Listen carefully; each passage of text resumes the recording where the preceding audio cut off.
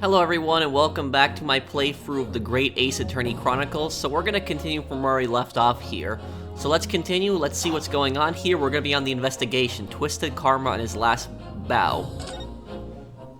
So that trial got kind of crazy last time. There's way more to this story than meets the eye. 2nd November, 3:38 p.m. Sholmes' suite. I still can't quite believe what just happened.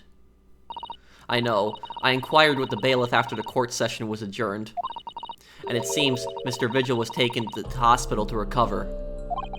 Right. 10 years ago now, Mr. Vigil attempted to commit suicide by jumping out of the window of the prison governor's office. But ever since then, he's completely blocked the memory of those events from his mind. Nobody knew his secret. Not his family, not even the man himself. But I forced it out into the open. Was it wrong of me to do that? Did I overstep the mark, I wonder? No, I mean, we had to know the truth because it's relevant to the case.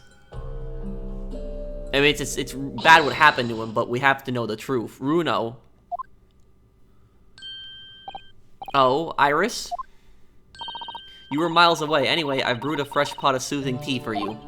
Oh, thank you. You and Susie have had an exhausting day so far, haven't you? Oh. Thank you, Iris. How thoughtful of you.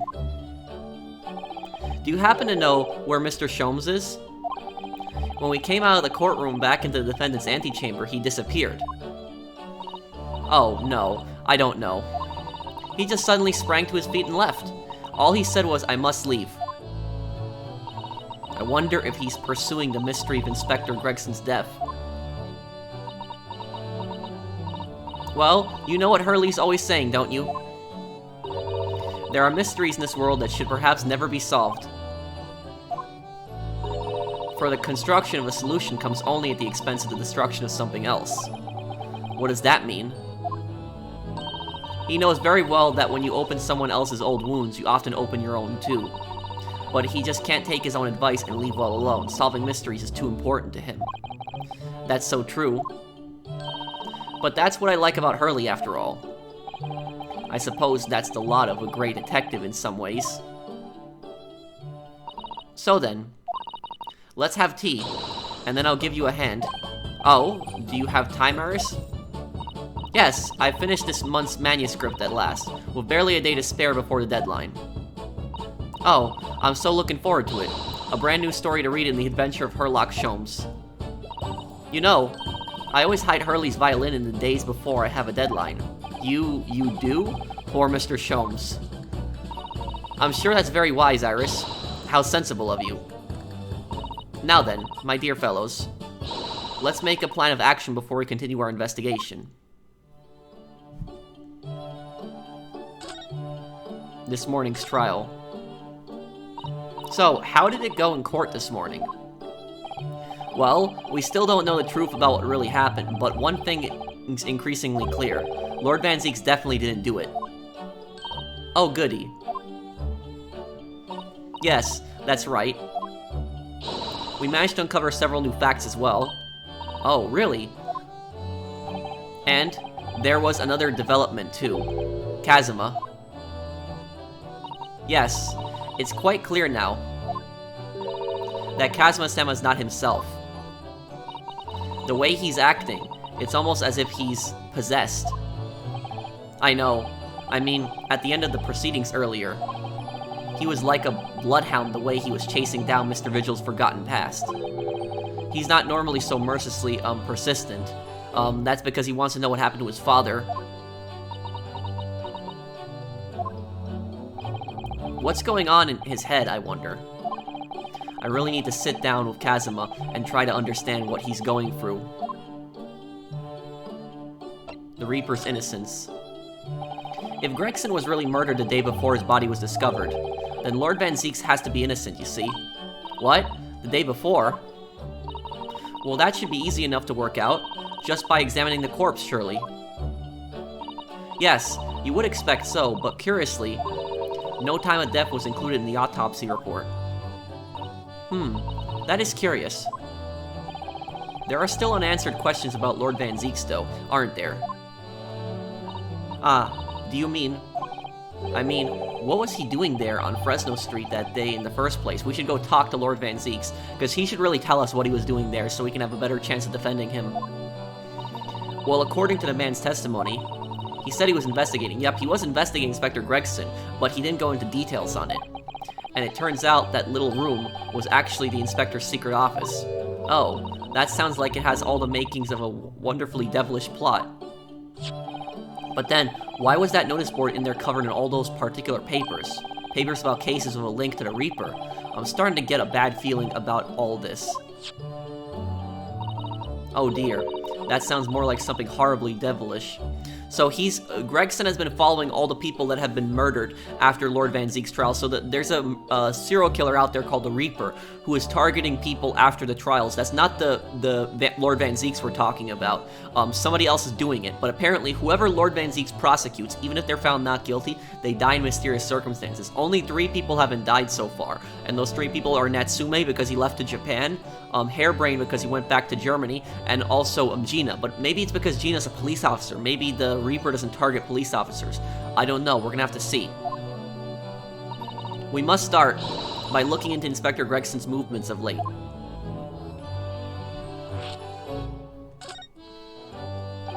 I never imagined I might have to be investigating an inspector's movements now. Well, according to the entry in his diary, he was carrying out an incognito investigation of the Red-Headed League the day before his death. Oh, you mean he was doing the same as Hurley? Well, Mr. Sholmes was trying to apply, whereas the inspector was supposed to be investigating. I do wish it had been the other way around. Anyway, as it turns out, the inspector who went to investigate the Red-Headed League that day wasn't actually Gregson at all. It was Mr. Vigil, in possession of Gregson's identification. You know what that sounds like to me? Establishing an alibi. Oh my. Yes, you're absolutely right, Iris. But why would Gregson need an alibi? That is a good point, though. Yeah, she does make a good point. If somebody holding Inspector Gregson's identification was out there asking questions, people would say, oh, this inspector, his name was Gregson, was holding papers, and they probably wouldn't remember the faces because there were so many people with red hair that day. And there was just... Yeah, well, I mean, Vigil didn't have red hair at the moment, but the fact that there's so many faces, they probably wouldn't remember. Why would Gregson need an alibi? It would appear that the inspector had something to do that he wished to keep secret. I don't believe it. I always thought he was just a harmless lover of fish and chips. But perhaps they were seasoned with something a little more potent than salt and vinegar. I think perhaps we should try to move away from food analogies. Yeah, probably. Well, anyway, if Lord Van Zeeks felt the need to investigate Gregson... Yes, I agree. We must try to find out what he knows. Mr. Vigil's condition. Vigil, you say? Isn't that the name of the lady who came to visit Hurley yesterday? It is. That's his wife. That's right. To ask Mr. Sholmes if he would help her to find her missing husband. Only Mr. Sholmes completely passed the buck to us. Actually, didn't you say that Mr. Vigil had been taken to hospital? Do you know which one? Ah, it's St. Sinner's. Again, that same hospital. I'm starting to wonder if all other hospitals in London have closed down. But that's amazing, Runo. You found the lady's husband already. Well, I suppose I have, by accident. And 10 years ago, while Mr. Vigil was the chief warder at the prison, he was responsible for overseeing the professor's incarceration. No. So when the convict escaped, he was held responsible and immediately dismissed. Sometimes I really don't want to grow up. There's more. For 10 years after that, while he was ostensibly working as a peddler, he also had another secret job. He was paid by Gregson to be his stand-in, to impersonate the inspector. To impersonate Gregsy, but why? I had absolutely no idea. Ginny was right. I'm starting to think all adults are up to no good now. Including you, Runo. I haven't paid anyone to impersonate me. That means he has ties to the professor and to Inspector Gregson, though. So I do think we ought to pay a visit to Mr. Vigil, don't you? Yeah, we should. Back to St. Sinner's, then. We gotta get to the bottom of this case to see what's going on here exactly. Well, I think it's clear what we need to do, isn't it? Let's investigate, my dear fellows.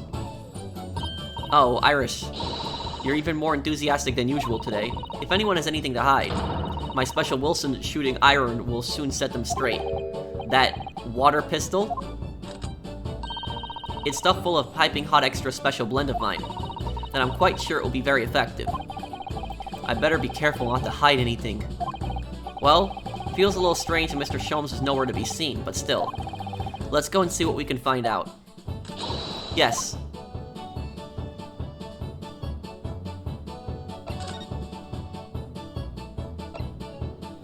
I don't think we visited this place for some time. Let's go to Lord Chief Justice's office then. Let's see what's going on here. Oh, look, it's Kazuma and Lord Strongheart. 2nd November. British Supreme Court. Lord Chief Justice's office. No arguments, Prosecutor Asoji. You will continue with the trial exactly as I instructed. Is that clear? Perfectly. It's Kazuma-sama, defying Lord Strongheart by the sound of it. He never did know when to back down. I think, you know what I'm guessing here? Lord Strongheart probably doesn't want him to ask questions about the Professor case. That's probably what Lord Strongheart doesn't want him to ask about. Lord Strongheart knows something about it.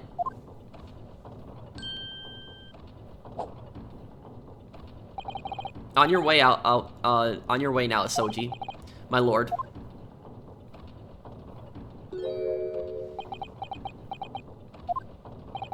Kazuma.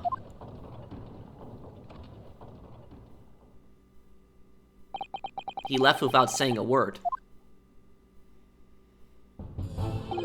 Yes, what are you doing here? Oh, I was just hoping to ask you a few questions, if you wouldn't mind. I wanted Van Zeke's trial concluded today. But Prosecutor Asoji's unwelcome inquiries are going to make it take longer than necessary. You can't rush a trial. You can't do that. Unwelcome inquiries, it's somebody's life at stake. You have to give everyone a fair trial. Unwelcome inquiries. As a result, I'm losing even more precious time. Well, you can't rush somebody's trial and hang them for something you didn't know they did. Currently 2 hours, 55 minutes, and 41 seconds. 42. 43. Then we must resolve everything before 3 hours have passed, Mr. Naruhodo. In a miraculous not even 5 minutes. Anyway, I can't let the man's obvious bad mood put me off. I need information.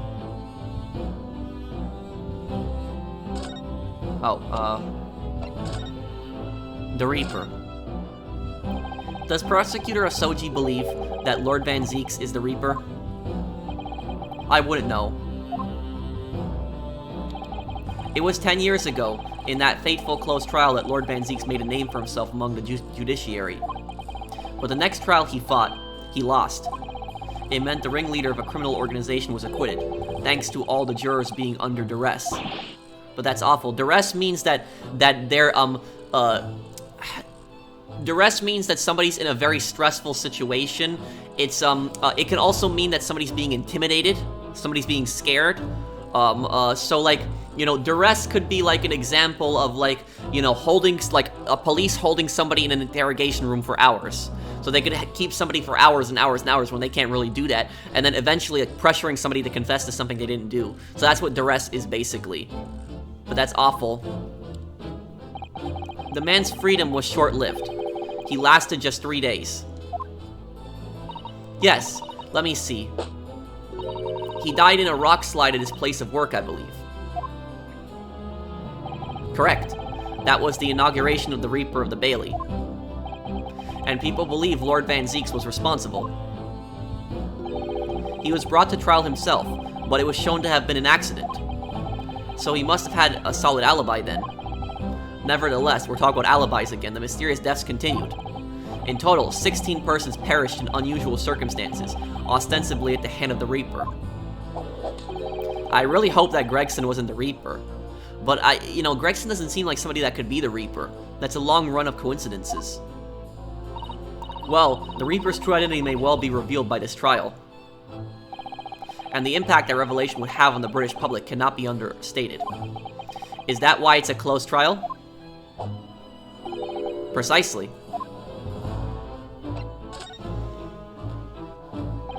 This country hasn't seen a closed trial for 10 years. So the last one was the professor's, the trial of Gensen Asoji. Correct. Actually, we heard that originally you were going to prosecute that trial yourself, Lord Strongheart. Van Zeeks entreated me to relinquish the prosecution to him, that he might avenge his brother's death. And here we are, 10 years later. With the son of the man Van Zeeks had condemned, now looking to avenge his father's death in the same way. Well, that's why Kazuma shouldn't have been appointed on the case, because he has a personal connection to it. You know, this is what's unrealistic about Ace Attorney. You wouldn't have people like prosecutors with a personal connection to the case on it. They do say that what goes around comes around.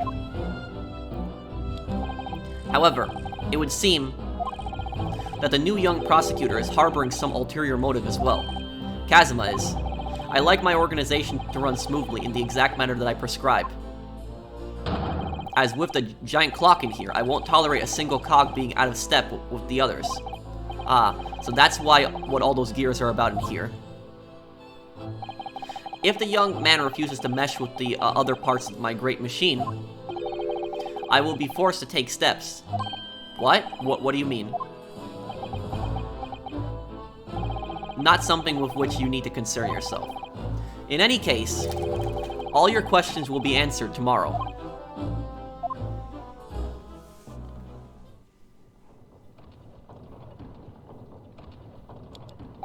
Now, I shall have to ask you to excuse me. As of this moment, I've been delayed from attending my next meeting by precisely 3 hours. Oh my, that is a long time. And I hold you entirely responsible, even though we miraculously managed to fit everything into not even 5 minutes. I always feel there's something off about Strongheart. He knows something more. I wonder if you might agree to us talking with Prosecutor Asoji. Discussions between the defense and the prosecution outside of the courtroom are generally frowned upon. However, I will make an exception in this case. Now go. You can find him in his office. Oh, thank you.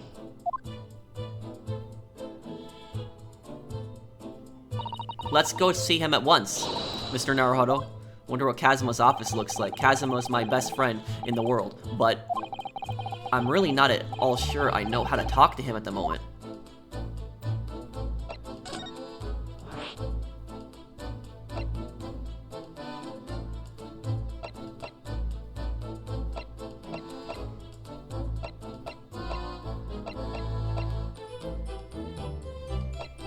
Let's go visit Lord Van Zeeks in prison right now. Let's see what he's got to say.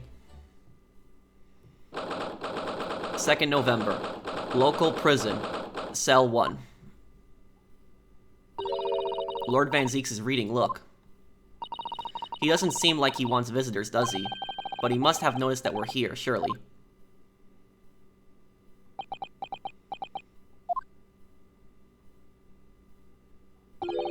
What do you Nipponese want?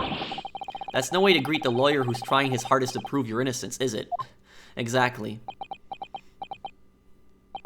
Perhaps not.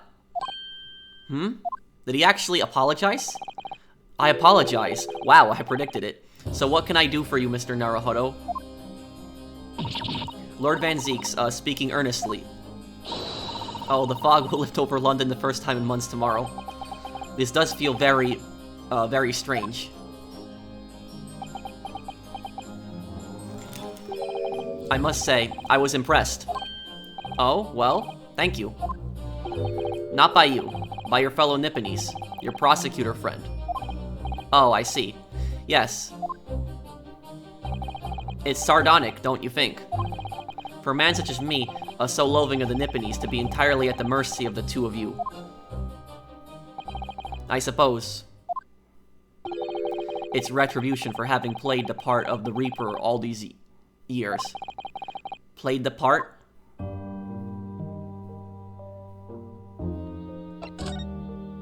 The Reaper's identity.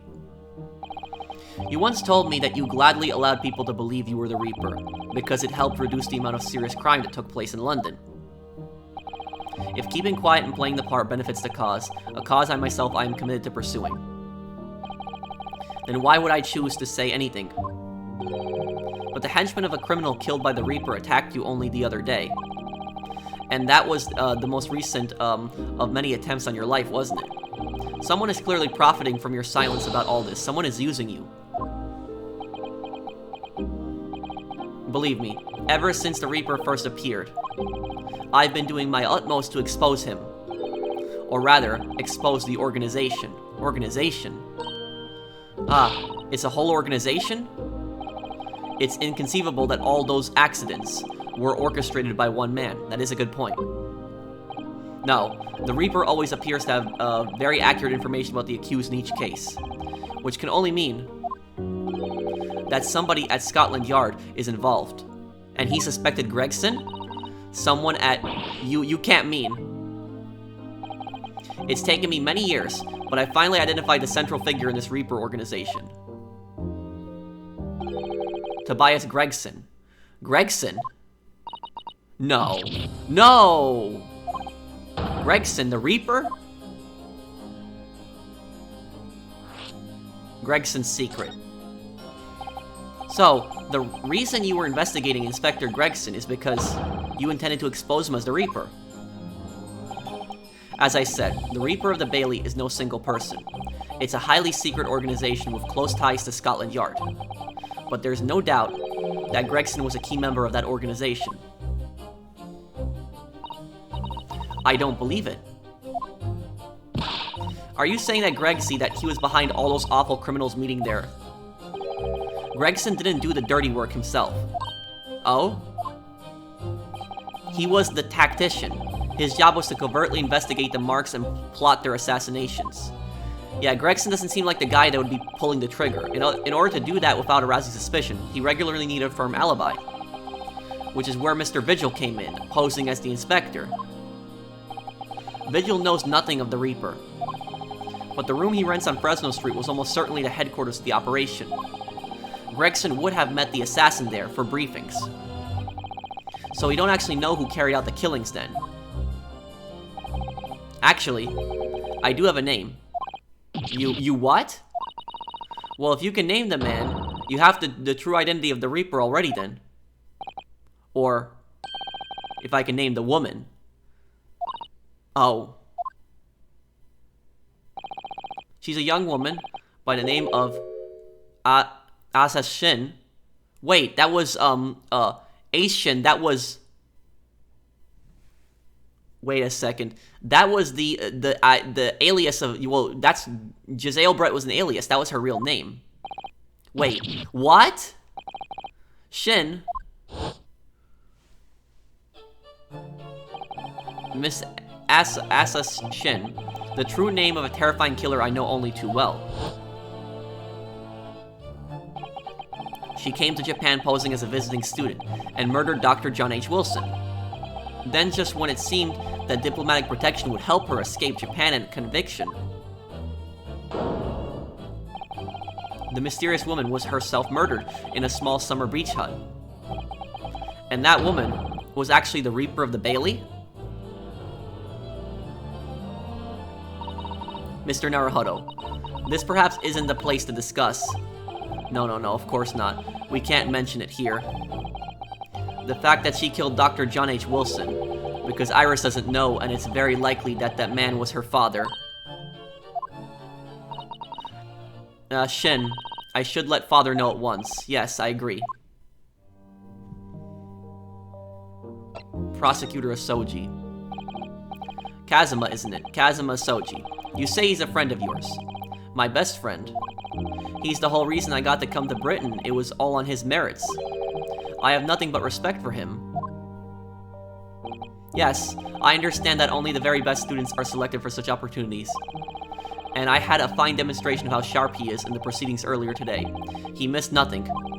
In fact, his flawless performance very much reminded me of his father, Gensen Asoji, the professor. It's true that the aristocracy at the time was the root of numerous grave societal problems. Yeah, like I said, the aristocrats were some pretty scummy people. They were some pretty bad people for, hundreds of years in Europe. But, the aristocrats, they basically were like a class of people. They don't really exist much today anymore, but especially in European history. In America, they didn't really tend to exist. But in Britain, and especially Europe, they were basically like a class of people that come from a specific family, and that family is of noble, origin. That's the class, nobles. And so basically they were granted special privileges in society that others were, oftentimes government positions and such. They were even made generals in armies. A lot of World War I generals, for instance, were aristocrats, nobles, and they weren't appointed generals because of their talent. They were appointed generals because of their family name. And so you had some really bad generals in World War I because of that reason. But the aristocrats caused a lot of problems, like especially in France. Like France before the revolution, the aristocrats caused starvation in France. They raised taxes on the third estate, which was the peasantry, and everyone else. So they caused a lot of problems. But the French Revolution toppled their power in France, and then they lost all their power after World War I in the rest of Europe. They were abusing their power, playing with the common man as pawns in politics, in economics, and war. Literally just what I said. Literally just my description of the aristocrats just now. In many ways, Asoji was carving out a canker from society that we British couldn't deal with ourselves. I see. But that's precisely why it makes no sense. Clint Van Zeeks was a noble and upstanding man. He wasn't corrupt. Why did that damn Nipponese have to go and take my brother's life? In spite of having once saved mine. So, I'm starting to wonder, what if his brother was actually killed by somebody else? What if the serial killer didn't kill his brother? What if the serial killer killed those 5 people, but not the 6th person, his brother? I wonder. He saved your life. How did that happen? Saving your life. It was 10 years ago, on a foggy night. What was to be the professor's final strike had sent a wave of panic through the capital. So Clint Van Zeeks had already been killed at this point then. Genshin and I were walking down some back streets at a late hour. Of course, at that point, I had no idea of the true nature of the man at my side. All of a sudden... Don't make a peep, you're coming with us. What? We were surrounded. This is 10 years ago. All of our assailants were armed with pistols. Their faces obscured by scarves. Clint was not only from noble heritage, but he was a brilliant prosecutor as well. The scum of London hated the sight of him, and they had no sympathy for his younger brother either. I'd been targeted several times before already. Yeah, it's Van Zeeks alright, we got him. I could hear them murmuring amongst themselves. I knew they were after me. But just when I thought my time had come, if I let them kill you, Clint would never forgive me. It was Asoji's voice, just a whisper in my ear.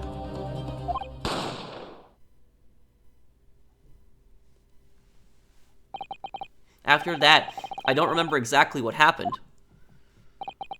The next thing I knew, there was silence all around. Genshin lay on the cobbled street.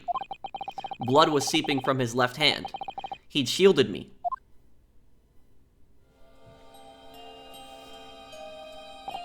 Two days later, they arrested him on suspicion of being London's most notorious mass murderer ever, the Professor.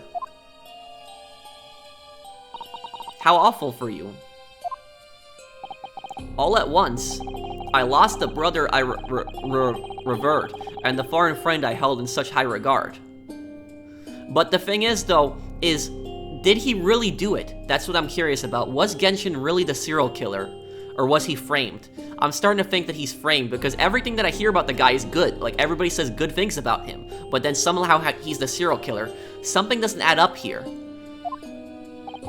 I'm so sorry, Lord Van Zeeks.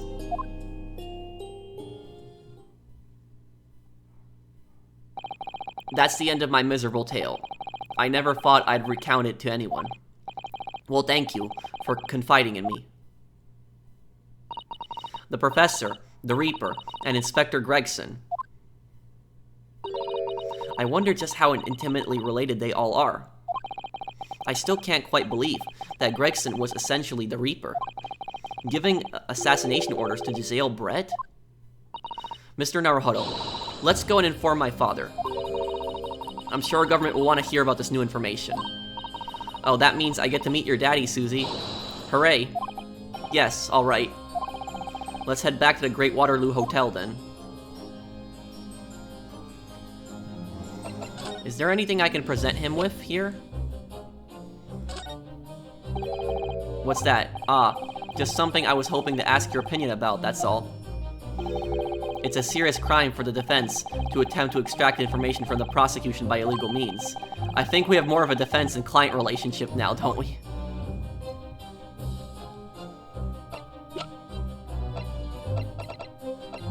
Okay, is there anything else I can bring up to him? I guess he's probably gonna say the same about everything else. Okay.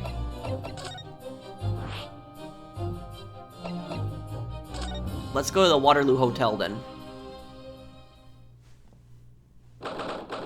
2nd November. Great Waterloo Hotel. Foyer. I thought it yesterday and I think it again today. This place is so princely. The reason this place is called the Great Waterloo Hotel is because Waterloo is the place where Napoleon met his final defeat with a combination of British and Prussian forces. So I think that that's probably why it's named that. It's a wild guess, but I have a feeling you'll think the same tomorrow too. My tea has a finger fragrance, then whenever they're serving in the tea room here, though, wouldn't you say? Ah, look who we have here. This is an unexpected pleasure. Ah, Father. Oh, is this your daddy, Susie? How lovely. What a charming young lady. And you are? Ah, really? So you're the author of the Adventures of Herlock Sholmes, are you? That's me, Iris Wilson, at your service, sir. If he finds... He might realize that she's Dr. Wilson's daughter. Susie's been such a wonderful friend to me over the last year, you know. Well, Miss Wilson, I must say I read your work regularly and with much interest. Iris actually lives with Mr. Sholmes, you know, Father. Is that so? Well, perhaps that goes the same way to explaining that bright look in your eyes. Heh. You wouldn't be smiling so airily if you knew just how bright she is, believe me. Now then, young Naruhodo, it was a pleasure seeing you in action earlier. As an invitee of the symposium, I was allowed to observe from the gallery after I twisted some arms, and I must say, it was a truly exemplary performance. Oh, well, thank you very much.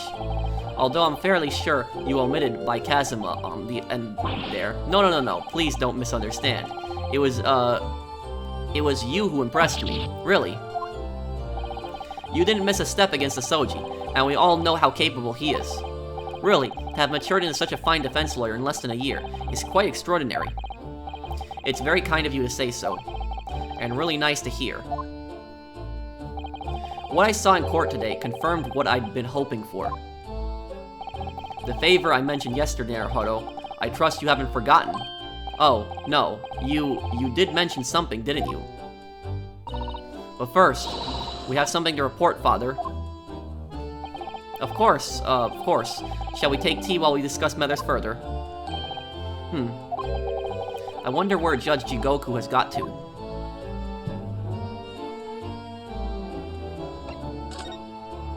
About the Reaper.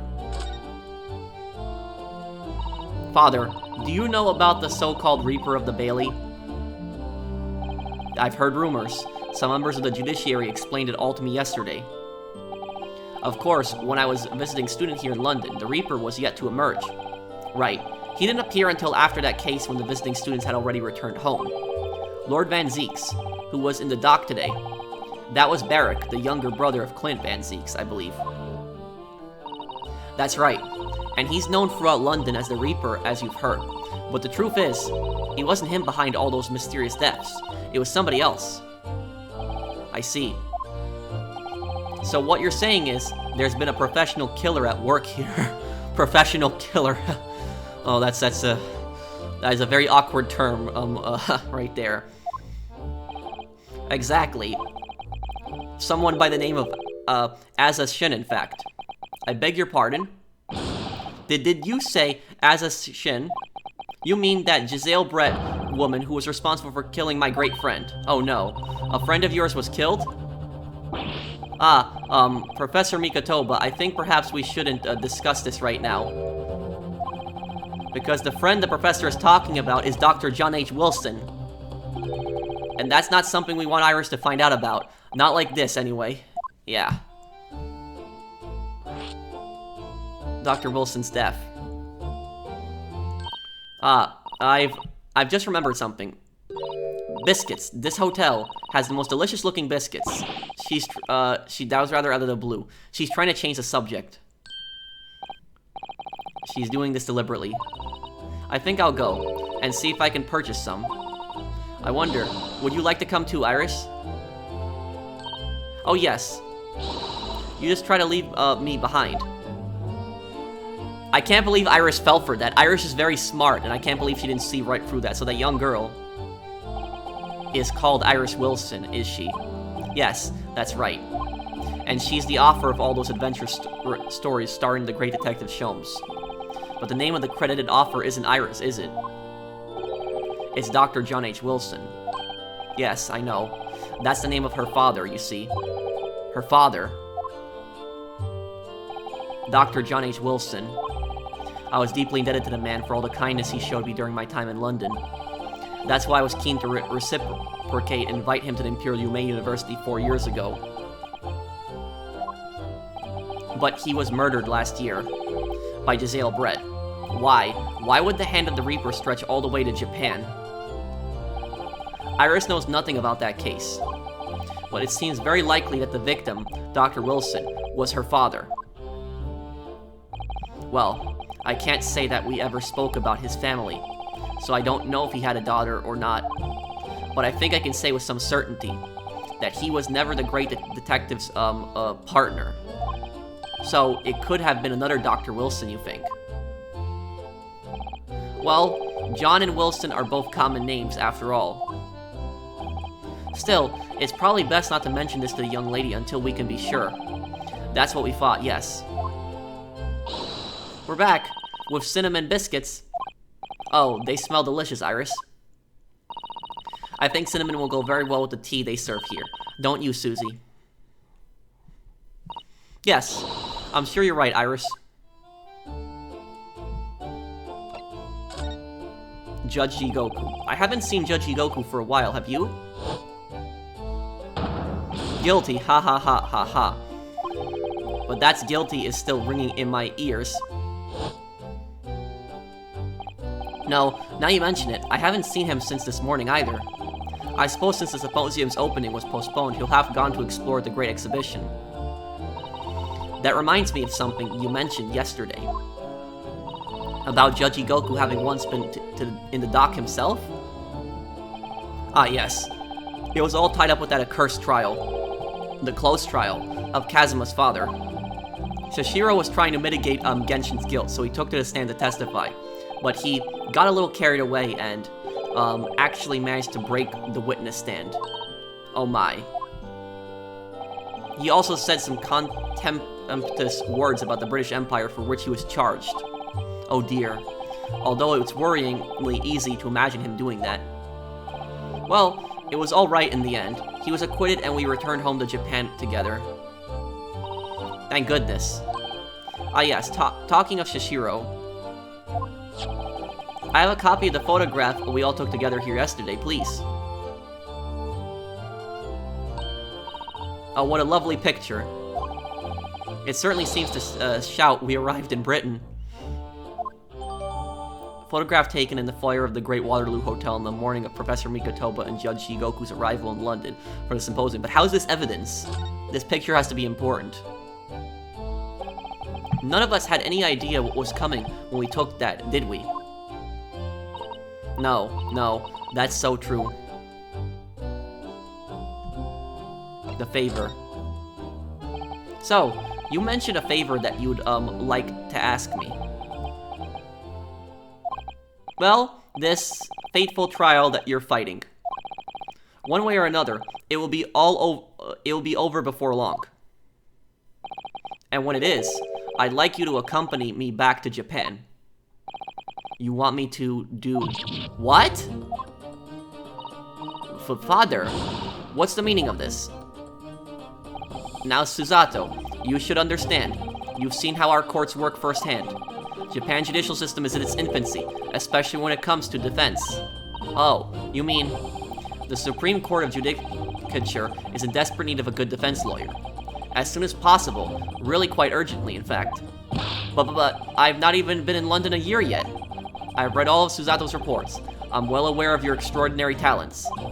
And having seen you in action with my own eyes earlier today, there's no question. You, Naruhodo, are precisely the man our country needs. So, you'd be leaving then, Runo.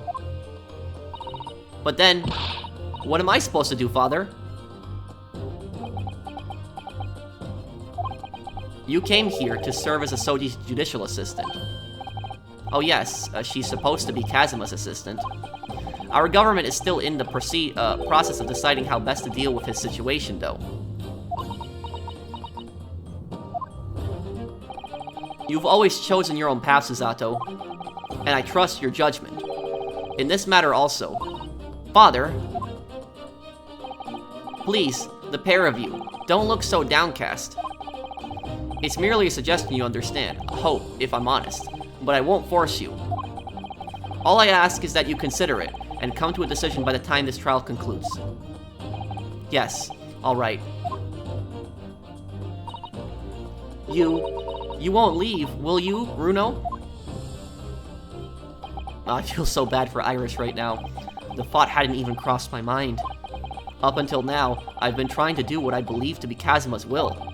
But it turns out that he's still alive, so where does that leave me?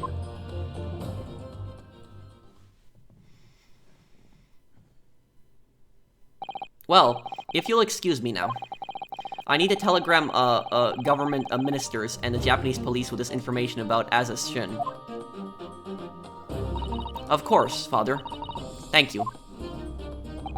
I look forward to next month's installment, Miss Wilson. Oh, good. And please do come to Baker Street sometime, won't you? We'd love to entertain you. I will be delighted. Now, the best of luck for tomorrow, Naruhodo. And give my suggestion your full consideration, won't you? Yes, I will. Going back home.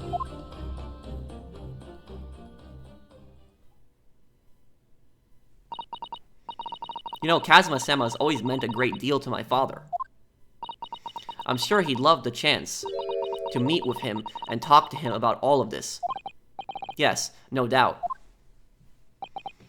Now, you know what I'm worried about is, I'm worried whether Professor Mikotoba is in on something. I hope he's not a bad guy. He doesn't seem like a bad guy to me, but I wonder if he knows something he's not telling us, because everything points to that. His weird actions beforehand. And maybe it was a mistake telling him about Shin. Maybe that wasn't a good idea to tell him that. We're gonna have to see. Asa Shin. Of course. It's so obvious. How could I have neglected to consider the possibility before now? Mr. Sholmes? Hurley, where have you been? Why, I joined you all for tea, of course. What an extraordinary question. I didn't notice you at all. No matter, no matter. Anyway, to more pressing concerns. Mr. Naruhodo. Oh, yes? I must dispatch a telegram to your country at once. It is a matter of much urgency. To Japan, you mean? Tell me, to whom can I entrust a task? Quickly now, who? Well... My father has just now left to send a telegram to the Imperial Police Bureau of Japan himself. I see. Well... He looked reliable enough for a bearded fellow. I don't think what father's sports could be considered a beard, Mr. Sholmes. There's not a moment to lose. Ask your trusty unshaven father to see this is sent. I will, but what is it? No questions at this time, if you please, Mr. Zato. All we can do is pray. that for once, my deduction is Ari. Doesn't that imply that your deductions are normally correct, Mr. Sholmes? Which isn't exactly... Now then. You may be surprised to learn that I am a very busy man.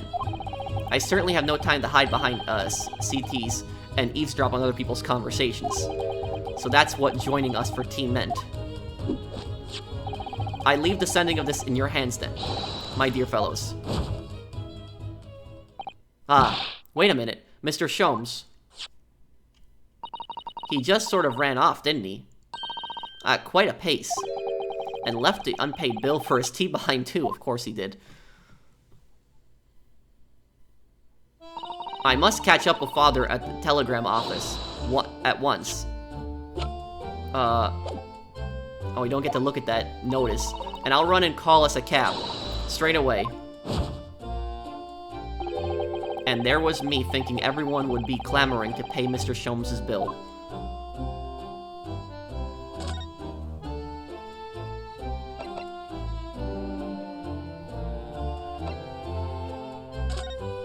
Wonder if there's anything here right now. 2nd November. Room on Fresno Street.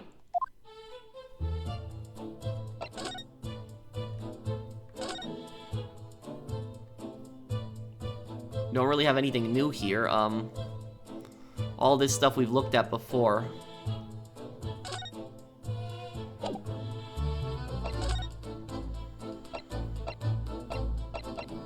Let's go see Mr. Vigil.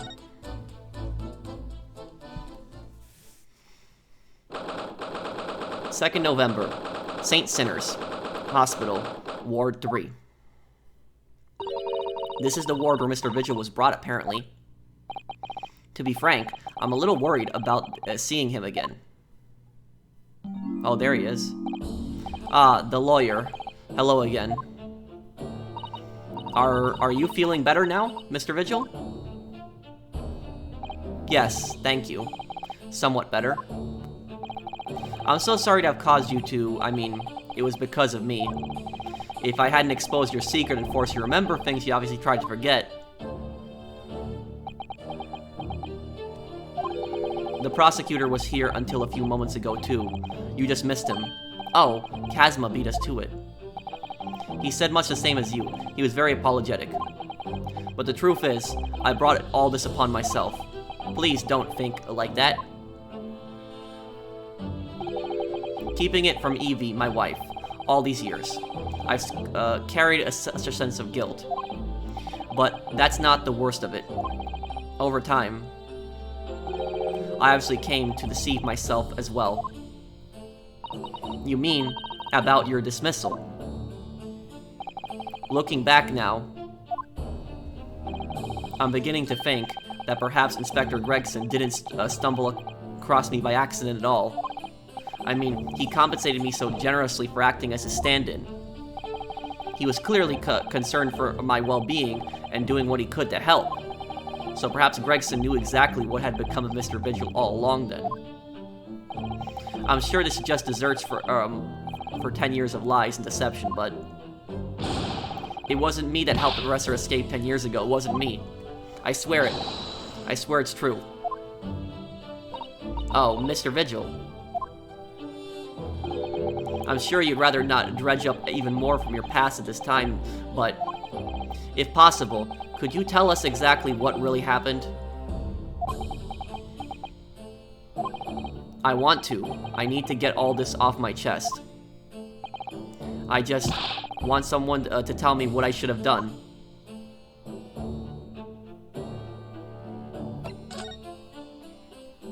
Gregson's request. Inspector Gregson was obviously engaged to a special operation of some sort.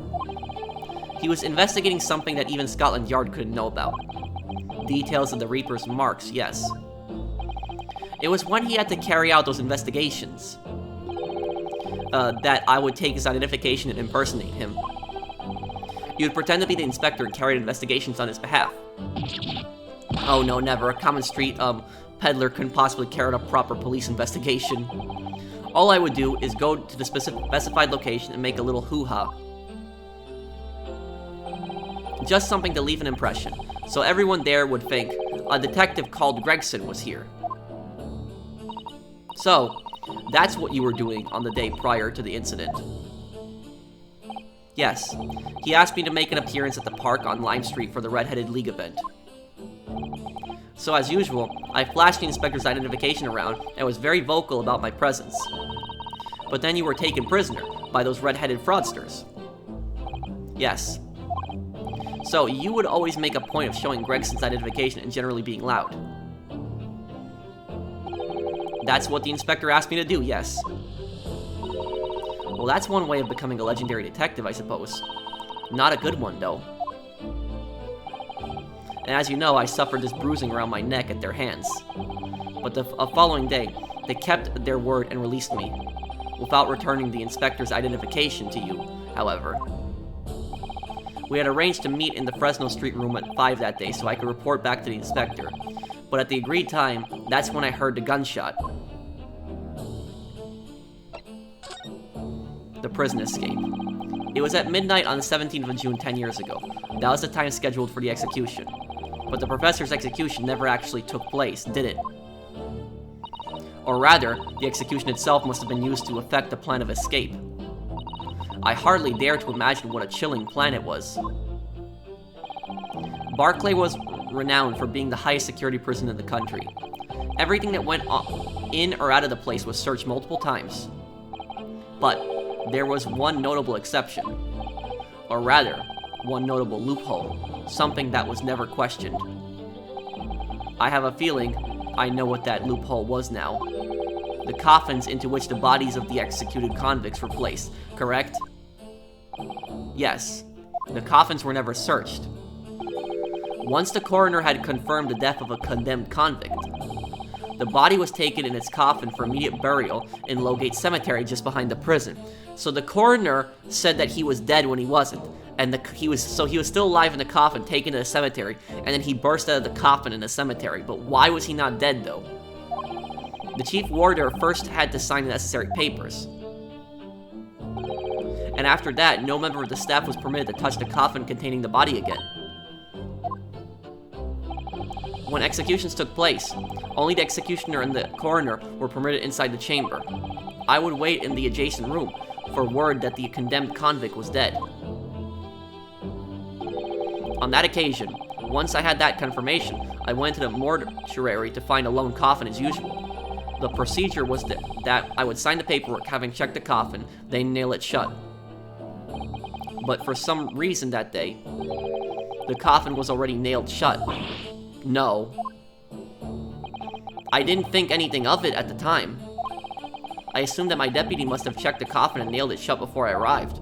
So you mean the coffin contained... Yes, I can only imagine that Asoji, having escaped his execution somehow, was alive inside the coffin.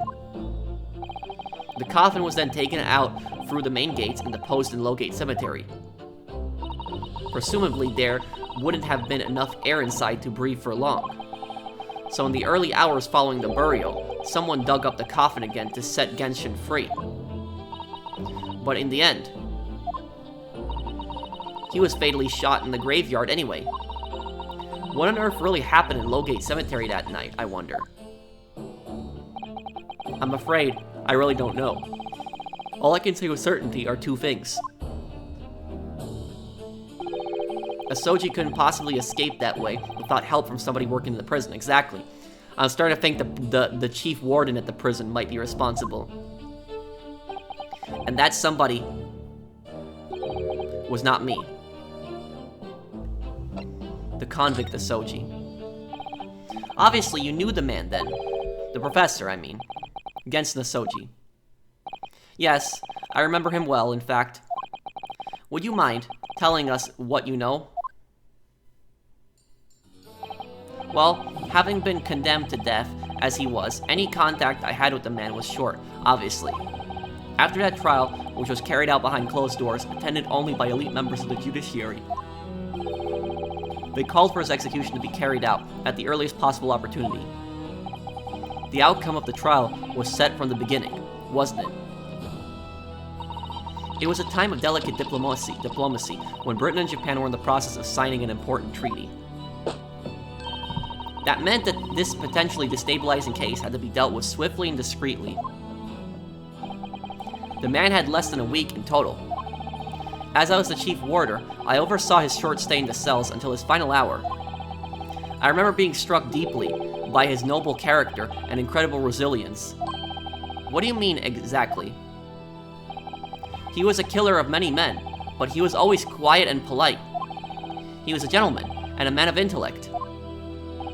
In fact, I couldn't bring myself to believe what he'd done, so I asked him one day,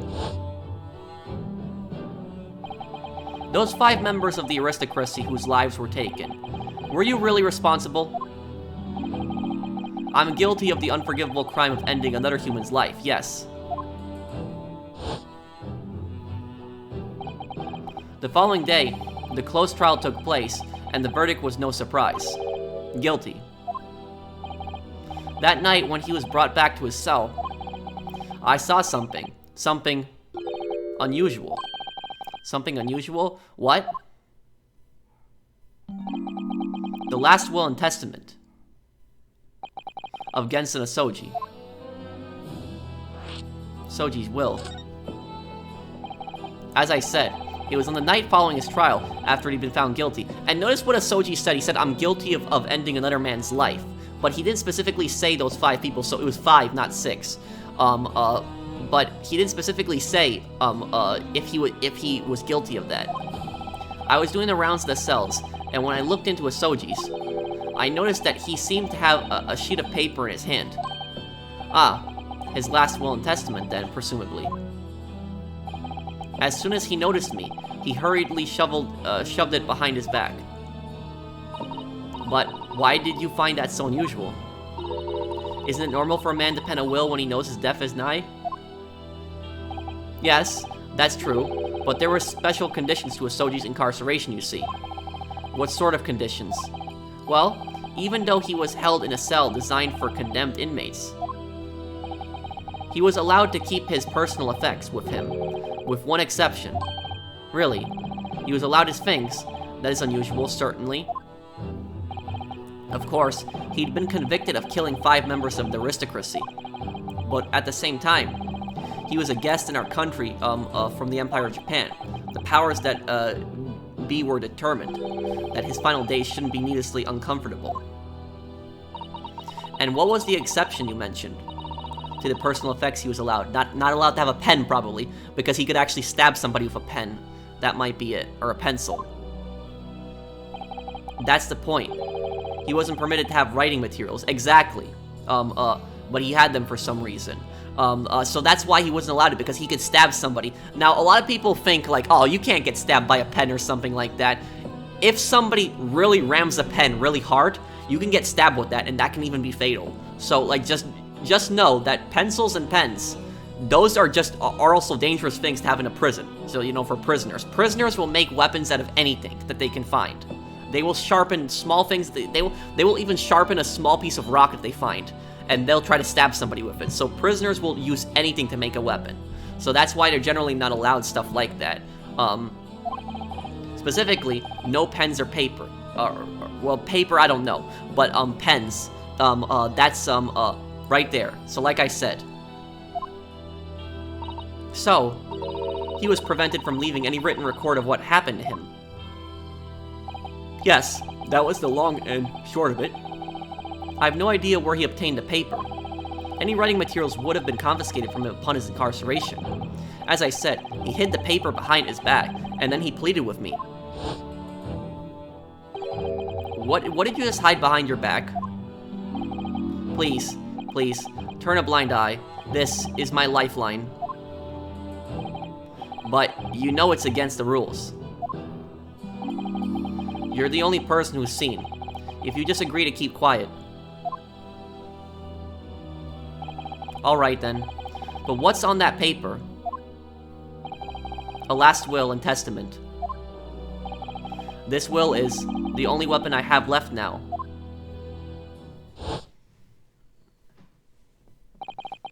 How can a will be a weapon? So I decided to pretend I'd seen nothing, and I left him keep his will. I let him keep his will. But then, later, it just seemed to vanish without trace. What? What do you mean, it vanished? It would seem that isn't the end of the story of this mysterious will.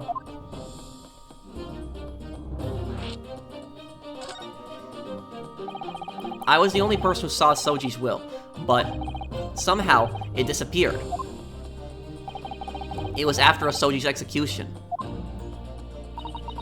which was actually an elaborate jailbreak. The warders gathered up Soji's possessions that were in his cell. They were all to be sent back to his family home in Japan, you see. To poor Kazuma-sama. And you're saying that it wasn't anywhere to be found amongst his personal effects. The will, I mean. That's right. Though I didn't search through them myself. But Governor Caden was livid. He was screaming. It cannot have disappeared completely. That doesn't quite make sense, though, does it? In what way? Why would the governor know about it? Well, we'd understood that only Mr. Vigil was aware of the will's existence. Exactly. In which case, how did the prison governor know to look for it? Oh yes, you're right. I really don't know how he knew. But it certainly seemed as though he knew of the will's existence from the outset. Only he didn't refer to it as a will. What he said was... the Asoji Papers. The Asoji Papers. I really can't tell you anything of the subsequent events. Because, well, of what happened. Your dismissal, and the way you blocked it all from your memory. I'd forgotten all this until today. I don't suppose it's relevant to the case, though.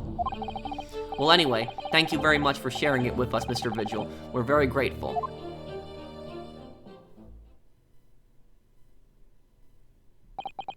I'm afraid there's really little more I can tell you.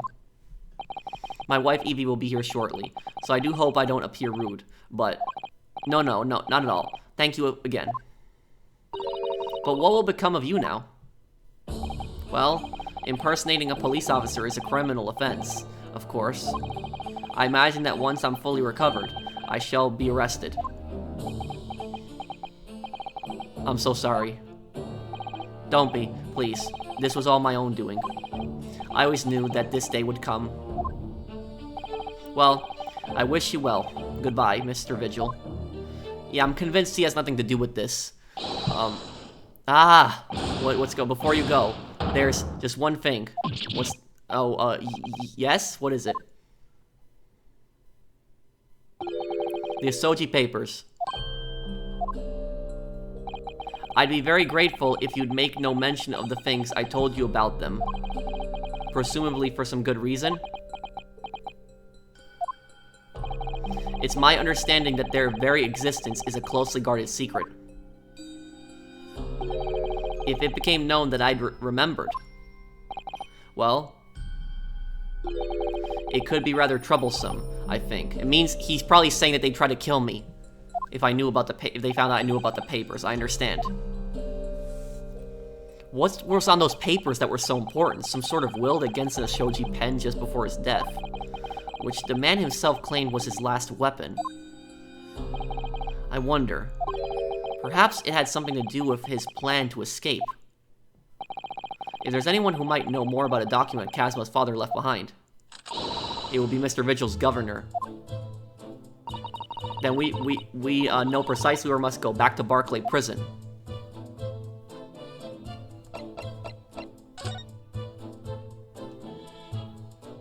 Oh, can I... Well, at least he seems to be on the mend. You know, his disguise as Mr. Gossip was really quite masterful, wasn't it? I can't remember anything about it except for the floppy lip. I imagine not even his wife would have recognized him. Perhaps. But did he really have to take it quite so far?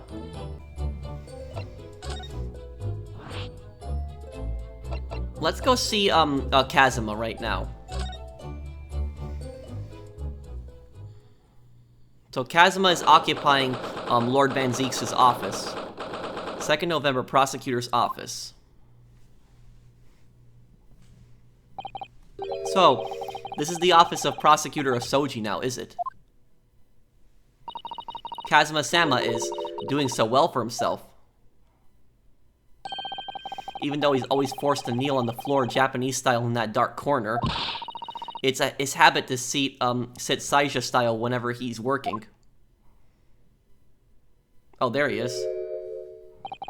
Kazuma.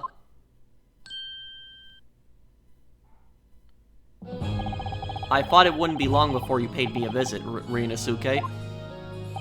I was right about what I said, wasn't I? Sorry? That you have all the makings of a great defense lawyer. Well, I always believed that you'd fulfill your dream of advocating in the British courts. I just never imagined for 1 second that it would be as a prosecutor. Seeing you stand in a foreign courtroom so gallantly, realizing your dream, Kazuma-sama, I'm truly happy for you. And I'm truly thankful to you, Judicial Assistant Mikotoba.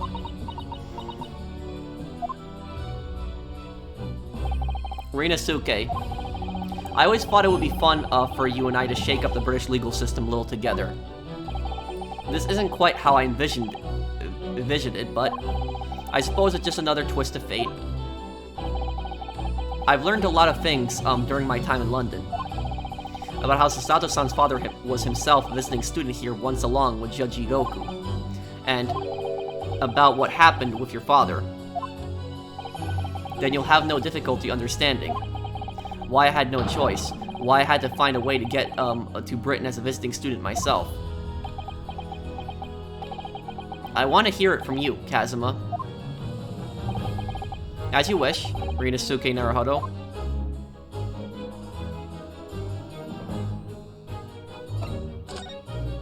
Your disappearance. It's getting on for a year now, since what happened on the SS Buria. We were heading across the oceans from Japan to Great Britain,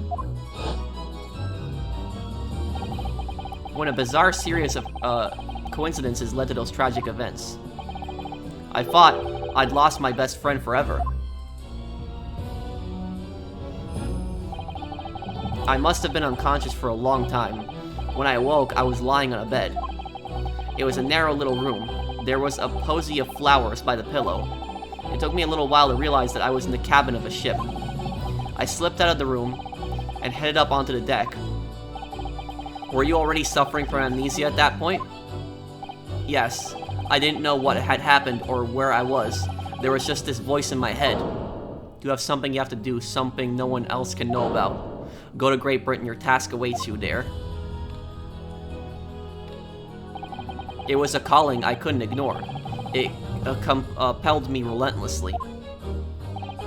Out on deck, I saw that I was on a huge steamship, and we were docked in a large port. It must have been Hong Kong. Yes, it must have been, presumably just before they were due to carry your body off the ship. I had no idea of the situation, but I did have the feeling that this was in some way my last chance. So I concealed myself among the disembarking passengers and went ashore.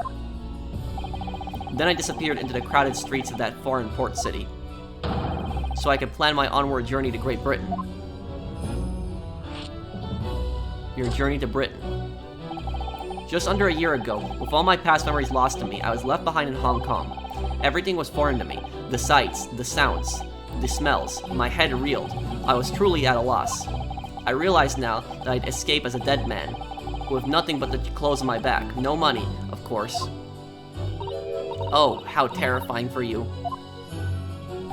Luckily, though, I had 2 feathers in my cap. One being your knowledge of English, I suppose. That's right. And on the back of that, I was able to pick up some work as a deckhand on a cargo ship. Eventually, after calling at countless ports, I finally arrived at Dover. That must have been some 3 months ago now. Your formidable tenacity of purpose showing itself again. I mean, the man had lost his memory and had literally nothing to his name. But he still managed to make his way to London on the opposite side of the world. Of course, I had no idea why I'd moved heaven and earth to get here at that point. So, how did you end up becoming Lord Van Zeke's apprentice then? That can only be called an extraordinary stroke of luck, really. You see, I was stopped at the border because I had no papers. They took me straight to Scotland Yard. And by sheer coincidence, Lord Strongheart was there to attend a meeting. That's when the second feather in my cap came into play. Would that have been your knowledge of the law? Yes, exactly. Lord Strongheart was curious about an Easterner with intimate knowledge of British law. He took me back with him to the Supreme Court and assigned me to the prosecutor's office. And then, 9 days ago, you finally got your memory back after the trial involving Drebber. Yes, I did. Your father, Genshin, ever since I first met you at Yume, you talked about your dream. Mark my words, Ryunosuke, I'll be chosen as a visiting student and make my way to Great Britain someday. Did you know the entire time about what happened to your father here? 16 years ago.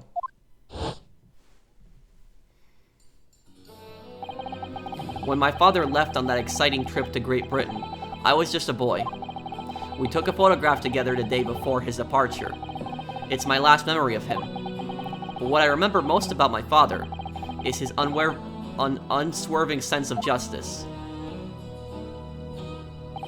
6 years after he left, a gentleman called at our family home.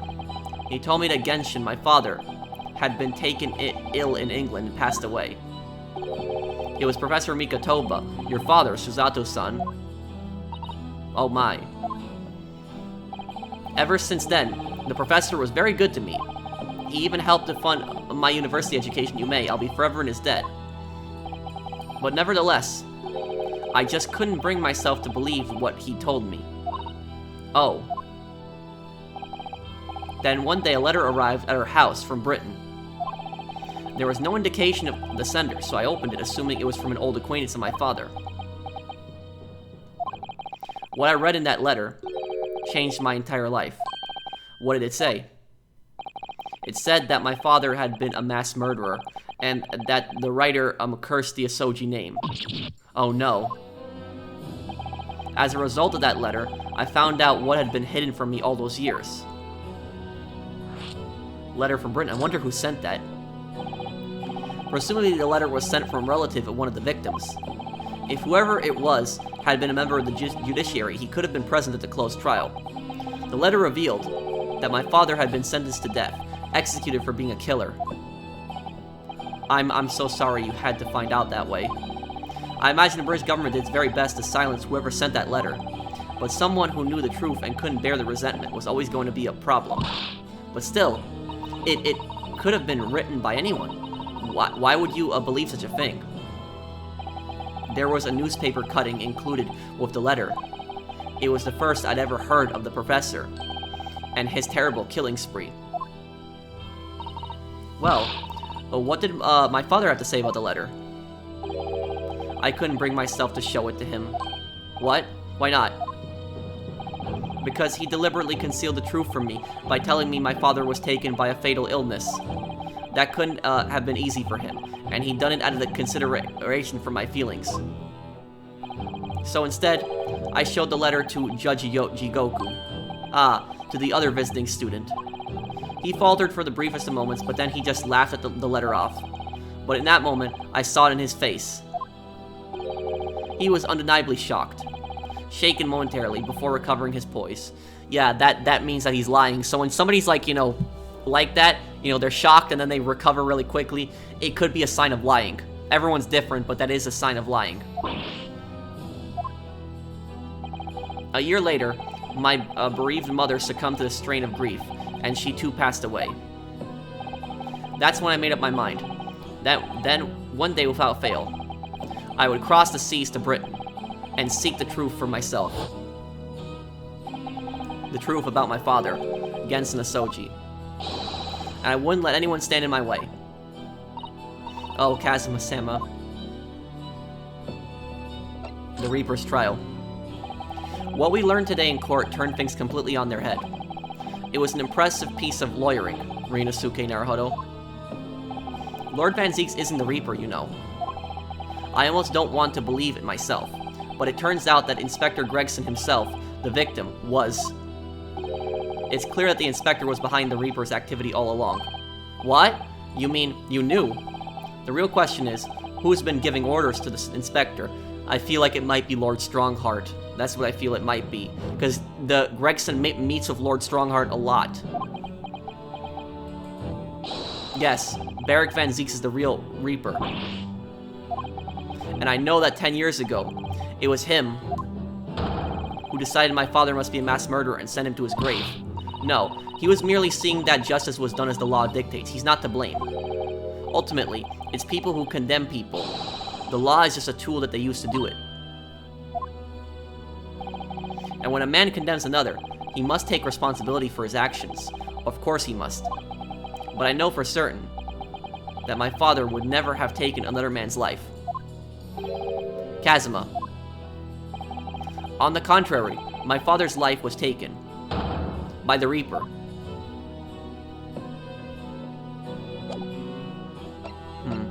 Wonder if I can present something to him here.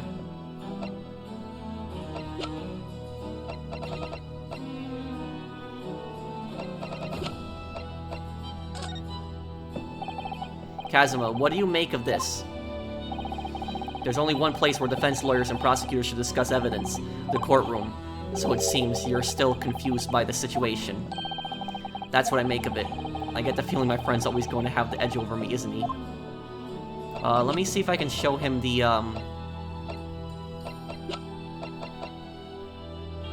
the termination notice? No, I guess it doesn't work either.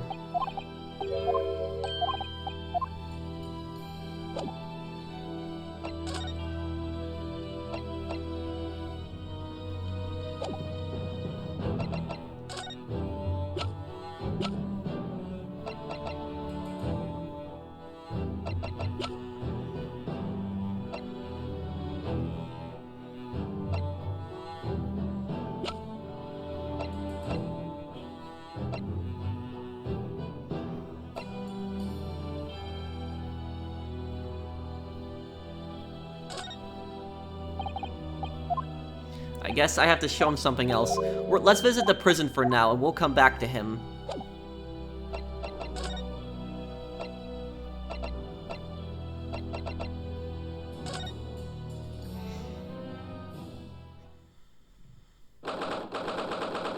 Second November, Barclay Prison. Governor's office. Oh, it's back again, are you? Yes. Hello. I've heard all about your investigations. I read the report just now. You found him, eh? Vigil. Yes, luckily. Well, anywho. The laddie doesn't work here no more, so your case not to do with Barclay. I would not like you to get the wrong idea about that. Of course, yes. Mr. Vigil stopped working here 10 years ago now, so... Yes, we've seen his dismissal notice, haven't we? He was given the chop. Aye, Kimmer. You can very well, so how about a wee handcuff biscuit? Huh. Oh, they really are a little little handcuffs, and as hard as irons, too. So, what's brought you down here today? Well, there's something else we'd like to ask you about, actually. Is that so? We believe there might have been a document that disappeared from Gensen Asoji's cell. I think it's been called the Asoji Papers, or something.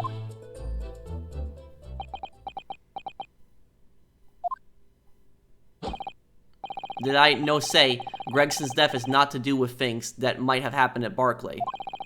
Leave the past in the past, laddie. Let's not footer about with irrelevant details. No, it's very relevant. His expression changed completely. We're clearly onto something here. Yup.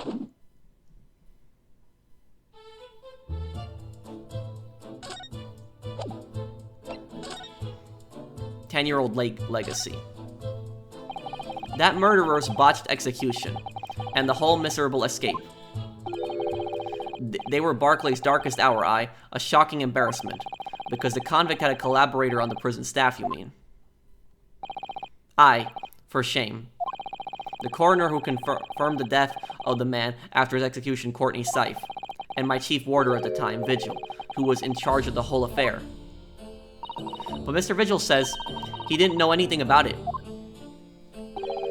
The rascal wouldn't say otherwise, eh? More handcuffs. Oh, how could I say no? You can never have too much iron in your diet. When Mr. Vigil was handcuffed, his dismissal notice as a result of what had happened. He was so despairing, he jumped out of your office window, didn't he? I didn't like to say, but that's just Vigil trying to get out of it. Do you think he wouldn't have jumped from the shock of his crimes being exposed, eh? I do. You wouldn't say otherwise, though, would you? Of course, I cannot shun all responsibility myself. I shouldn't have let him deceive me. Actually, there's barely anybody that kens what went on at that time now. I'm curious whether he has something to do with it. I feel he does. We, Gregson, have been murdered, and Dr. Seif forbidden from having any visitors. No visitors. Someone obviously doesn't want her giving anything away. Right, so Dr. Seif is actually in this prison right now. Well, we're not going home empty-handed. And I wouldn't dream of sending you packing with Nut. Kimmer here, take a handcuff for 2. Oh, well, it would be rude to say no. Wouldn't want to become an anemic. I suppose. If there's anybody who might still ken about what happened back then, it'd be that last from the forensic division, Maria Gori. Who's that? Maria Gori? Aye, Seif's daughter. She didn't have no more, just a one. But the wee Barons followed in her mam's footsteps. You didn't ever see her without a scalpel in her hand. Oh, that creepy girl in the mask. Yeah, that's her. Mama, what is this? Where did she spring from? And did she just call the doctor Mama? Dr. Seif's daughter, Maria Gori. We could do with talking to her. Gori. So, she's Dr. Seif's daughter, but her surname is Gori. Aye, there's some family history, I'm sure, but I didn't ken the ins and outs of it. She grew up watching her mom working with the bodies of the folk who died in strange circumstances, and decided to do the same with her own life. I cannot understand it myself. Perhaps she was driven by a deep respect for her mother. Perhaps. Anywho, she was in charge of Gregson's autopsy, I believe. Right, and the coroner responsible for this incomplete report. Someone told me once, the wee lassie always loved her mom's stories about cutting up bodies. Ugh. There's even a rumor that she used to listen to the funeral march as a lullaby. Well, then perhaps her mother might have told her about the autopsy from the case 10 years ago. Aye, I'd say there's a fighting chance at least. After all, that was a life-changing case for all of us. We really need to speak to Miss Gori herself about this, I think. Well, thank you very much. I'm not happy about any part of this. It took years for Londoners to finally forget the whole professor business. Can you give up on this, laddie? Stop asking pointless questions. I'm sorry, I don't like dredging up these painful memories for everyone. Can you just stay away, new? Leave me alone and didn't come back here, eh? The Asoji papers. How did you come to ken about that, laddie? There's not many folk even here in this prison who've heard of those papers. Well, I can't tell him, Mr. Vigil told me. I'm afraid our sources must remain confidential, sir. We've been led to believe the papers are actually a last will and testament. Is that right? The professor's, or rather, Gensen Asoji's.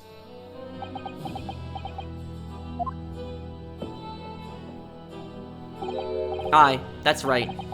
You're well informed, Jimmy. Oh, is that the end of the silent treatment? But then after the convict's execution, it mysteriously vanished from his cell, didn't it? Havers, no. You're off at half a cock there. I think you didn't quite get your facts straight. It was there in the cell, exactly where it should have been. Oh? Not what we heard elsewhere. Let me just have a wee poke around in here. I'm sure I can find it. Aye, here you are. See? The last will and testament of Gensen Asoji, written with a calligraphy brush. Of course, I cannot read a word of those Japanese squiggles, but I mind it says he leaves all his worldly possessions to his son back in his homeland. Yes, that's correct. That's the gist of it. So these are the Asoji papers. Aye, of course they are. Papers written by Asoji, and that about it. There's no mystery here, laddie. That's your lot. I feel like there's more to this. There's something else. After all, the Starmash that's slayster of an execution. We sent the man's possessions back to his clan in Japan, and that was the end of it.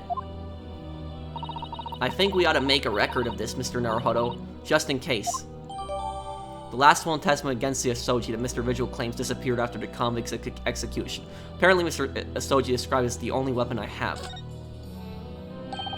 One thing before you go on your way, Mr. Naruhodo. Oh, yes? Those papers are not to do with Gregson's death. I prefer if you didn't make no mention of them outside of this office. Or rather, I wouldn't just prefer it, considering an order from the highest levels of our government. Well, then why the hell did you just give me the papers? I understand. I want to look at these papers right now. I, Gensen Asoji, hereby request that upon my death, any and all material possessions and wealth belonging to me in London be delivered to my son, Kazuma Asoji, in the Empire of Japan. It is with deep sadness that I accept my fate in this foreign land, in the knowledge that I will never see my homeland or family again, but I regret nothing about my chosen path. Huh. Why would that be so important? There's something else.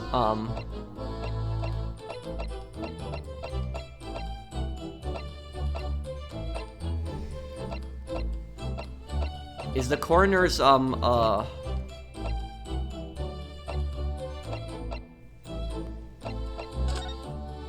let's give this to, Kazuma. I'm sure this I can present to him at least. Kazuma, what do you make of this? There's only one place where defense lawyers and prosecutors discuss evidence, the courtroom. So it seems you're still confused by the situation. That's what I make of it. But I showed that, I thought that that would be important to Kazuma at least. That doesn't make sense to me.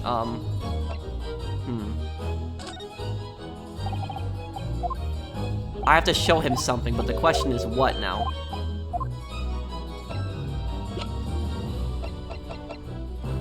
The autopsy report, maybe? Oh, this came up in the trial, didn't it? As something a little dubious, I mean. He might know where the coroner is. The fact that no time of death was recorded in Inspector Gregson's autopsy report. Yes, there were some unexpected turns in the courtroom earlier. The suggestion you came up with certainly took everyone by surprise. The idea that the victim died the previous day at some other location is quite something. Well, considering when the pocket watch had stopped and the scorch marks on the candle, it's certainly a distinct possibility. The evidence and the scene both point to it. To be honest, it bothered me too, so I paid a visit to the autopsy room earlier. The coroner responsible wasn't there, but I got a name. It's Dr. Gori. If it wouldn't trouble you, Kazuma-sama, we'd very much like to speak with the coroner too. Of course. The last thing I want is for anything to be brushed under the carpet. Scotland Yard's autopsy laboratory is behind Lowgate Cemetery. Lowgate Cemetery by Barclay Prison, you mean? Ah, you know it, do you? The prison where my father was incarcerated and robbed of his life. Kazuma-sama. Well, thank you. We'll pay a visit to the laboratory later today.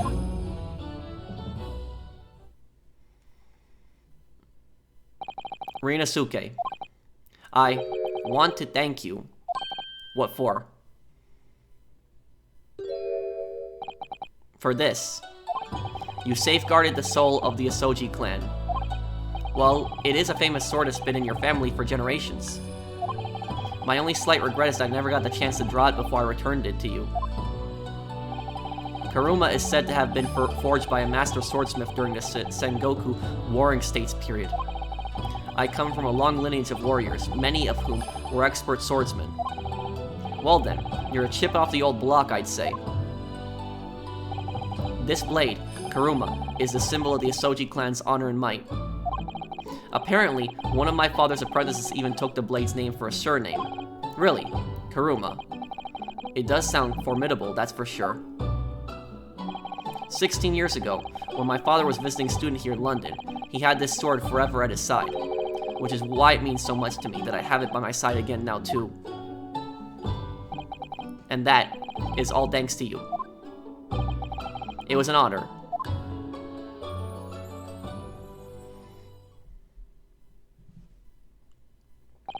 Now, I have preparations to make for tomorrow. Perhaps I said a little too much. Kazuma, you've changed. No, Ryunosuke, I haven't changed at all. It's you who's changed. I can completely understand your resentment of Lord Van Zeke's given what happened. But the fact is, those events in this case are, well, unrelated? Is that what you want to say? How can you be so sure? What do you mean? Never mind. The man is the Reaper, and it's for the reason that the inspector was killed. I'm going to prove as much in court tomorrow. By whatever means necessary. I can't let you do that, Kazuma. I know you'll do what you have to as a lawyer, but I'm sure I don't need to tell you that I won't be taking any prisoners in the courtroom. I would expect nothing less. Until tomorrow, then, in the Old Bailey.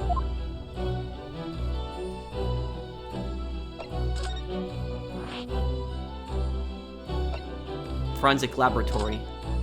Okay, so now we get to meet Dr. Sife's creepy daughter. Oh my god, what has she done to this place? Forensics Laboratory. Oh god. This place really is creepy, isn't it? This is a coroner's lab. Well, being a dead room, it's probably full of the spirits of the deceased. Dissected. But actually, there's a rather pleasing scent of roses in the air.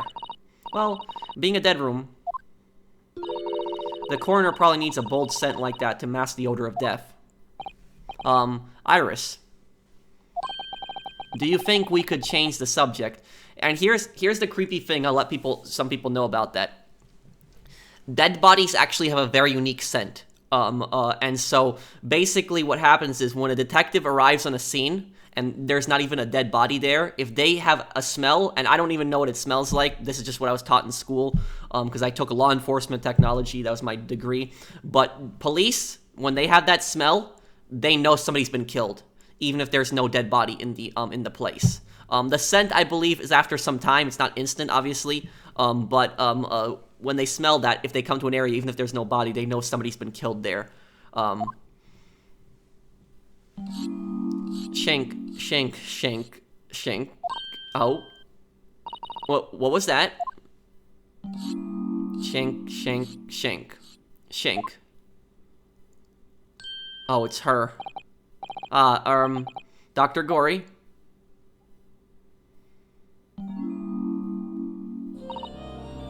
What? Oh, that noise before.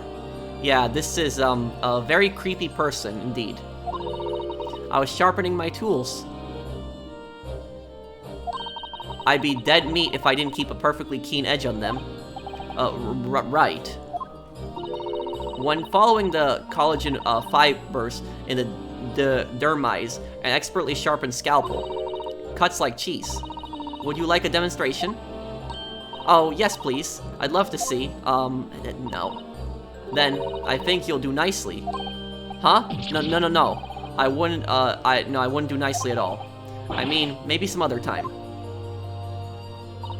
Tisk. Was that a tut? Well, we came here to ask questions, so she's wearing a plague doctor's mask. That's what's kind of weird. Plague doctor's mask, that's actually a real mask that doctors actually wore for hundreds of years in Europe, and it was actually to keep them from getting sick.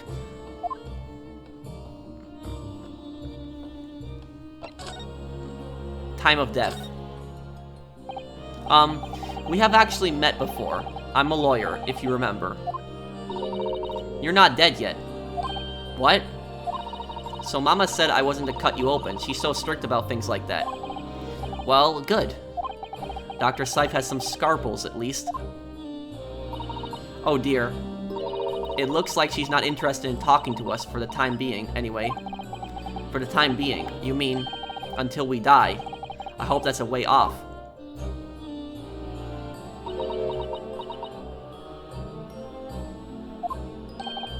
Sorry, but I wasn't planning on dying anytime soon. Tisk. Surely there's some less drastic way of making her listen. Let's see if we can present her with the coroner's report. Present.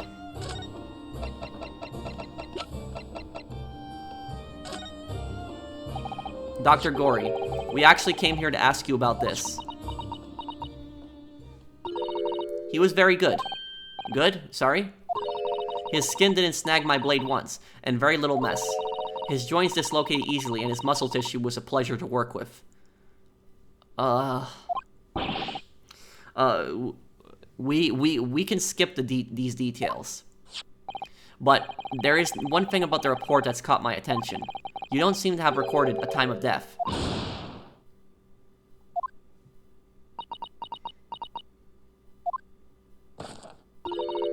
That's not my fault. Oh, now we finally see her face. Oh, that made me jump? Then please, tell us what happened.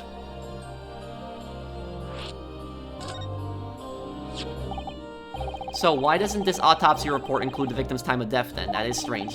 It's really the most crucial detail. I was told not to write it. What? By whom? Male Strongheart, the Lord Chief Justice. He came here. Lord Strongheart came. He said that from the witness statements about the gunshot and the other evidence, it was obvious. The man clearly died at 5 p.m. on the 1st November when the gunshot was heard. But that's not the time of death you wrote on the report. You didn't write anything. Was there some reason you didn't include it? She probably didn't want to include a date instead of writing a false date. Dr. Gory, if you're hiding something under Lord Strongheart's instructions, then sooner or later, you're going to go the same way as your mother. Give it here, then. What's she scribbling so furiously? There. You've written... What? What's she written? Tell us. Indeterminate. But... according to Coroner Dr. Corey, an accurate estimation of the time of death is not possible. Indeterminate. What do you mean by that? That it can't be determined? Why was the time of death indeterminate? When the specimen was brought in, it was still fresh. So the time of death could easily have coincided with when the gunshot was heard.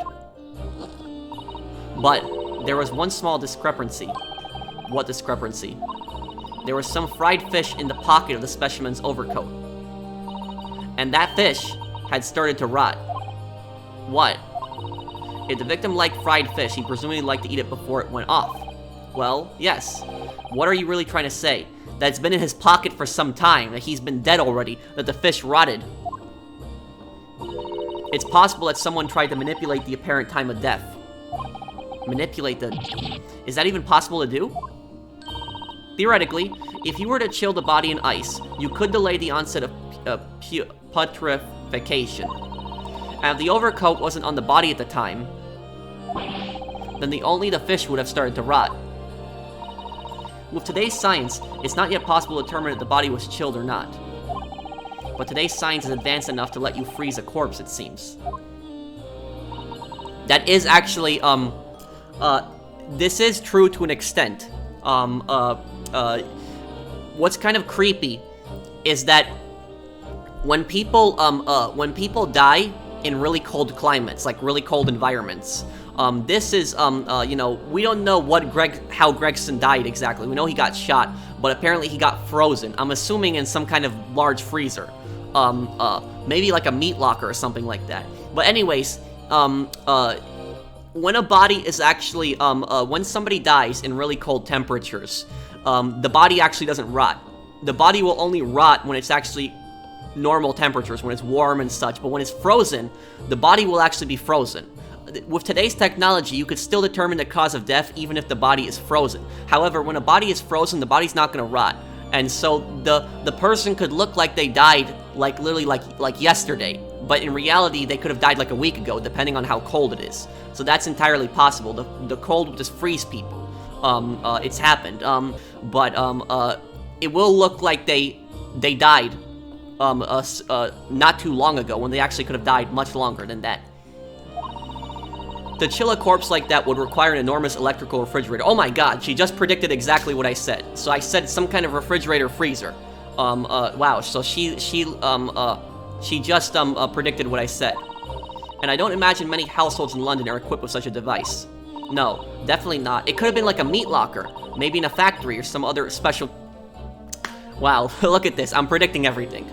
I don't recall seeing any factories or such like on Fresno Street, though. I wonder if the inspector's body had been chilled somehow, but how would they get the body to the, from that factory to the Fresno Street up the staircase and then dump it there without Van Zeke seeing? That's, I wonder how. This is some type of giant conspiracy. What might the actual time of death have been? I couldn't say for sure. But at the most, it might have been a day earlier. No. In other words, it would corroborate your previous deduction, Mr. Naruhodo, that Inspector Gregson was killed the day before his body was discovered, at a different location. Did you inform Lord Strongheart of this possibility? He simply said that there were no electrical refrigerators of that size in the vicinity.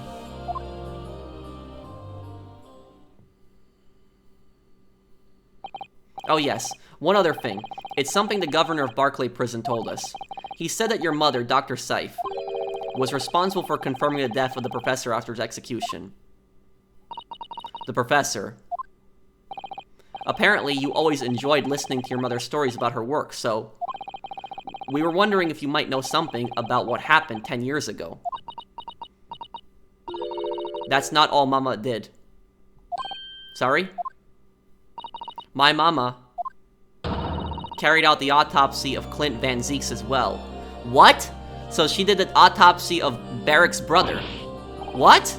Really? The brother of Lord Van Zeeks, the professor's final victim. The idea of carrying out an autopsy on a member of the aristocracy was completely unthinkable back then. But the detective in charge of the investigation insisted, and it was miraculously authorized. And that's how, right. That's how they caught Genshin. They caught Genshin because they did the autopsy of Clint. I remember it now. And that's how they caught Genshin. But what did the autopsy reveal about Genshin that led to his arrest, I wonder? That detective being Inspector Gregson, of course. Quite an accomplishment for one man. That autopsy provided the vital clue needed to arrest the killer. And Mama was there for that historic event. What does all this mean? You know, that amazing autopsy happened right here in this very room. The professor and Clint Van Zeeks. They both spent their final moments before their burial on that dissection table there. So this lab, Mama's lab, was instrumental in some of the country's most important events. She really is proud of her mother. I wonder if you'd tell us more about exactly what happened back then, Dr. Gory.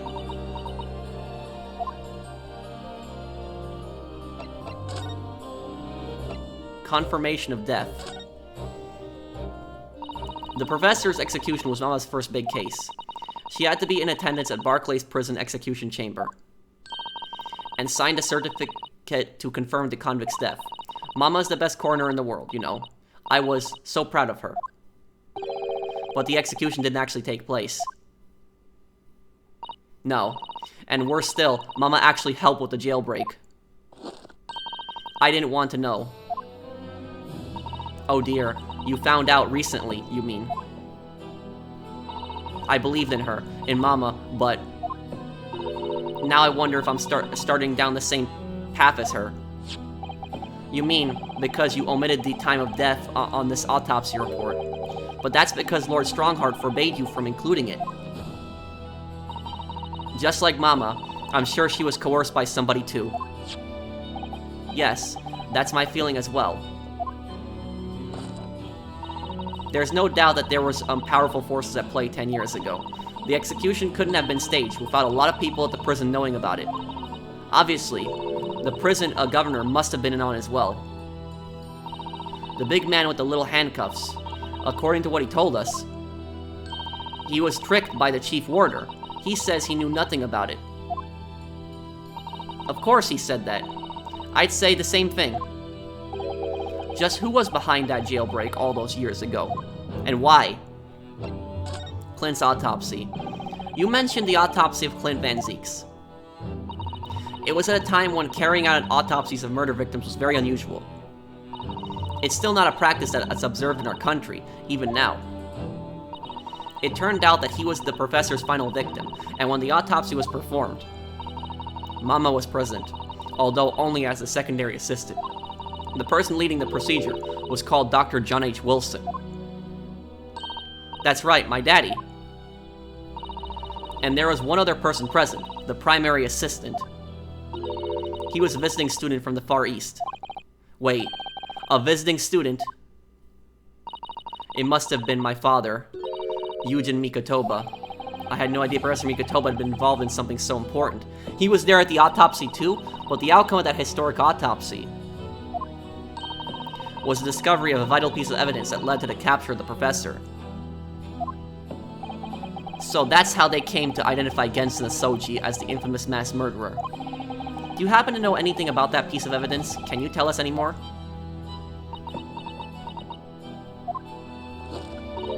Would you like to see the records for yourself? Would that be alright? What's the point of keeping records if people can't look at them? They're filled under the V at the back of those cupboards, with the other records from the last decade. Thank you. Well, at least she's much more helpful than her mother. Let's see. Van Zeeks. That's strange. Don't tell me it's gone. What, Mr. Naruhodo? They aren't here. There's nothing under Van Zeeks. There must be. Perhaps somebody took them away.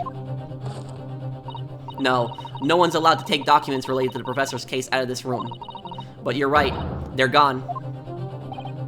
Well, when was the last time somebody looked at them? Do you remember? It was... Oh yes, I remember now. It was 2 years ago. A consulting detective came one day, saying that he'd like to see the records. Don't tell me it was Gregson. No, you don't mean... Herlock Sholmes was his name. Sholmes? Deep down, I knew that was coming.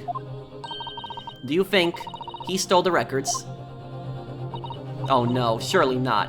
Iris, that can't be right, can it?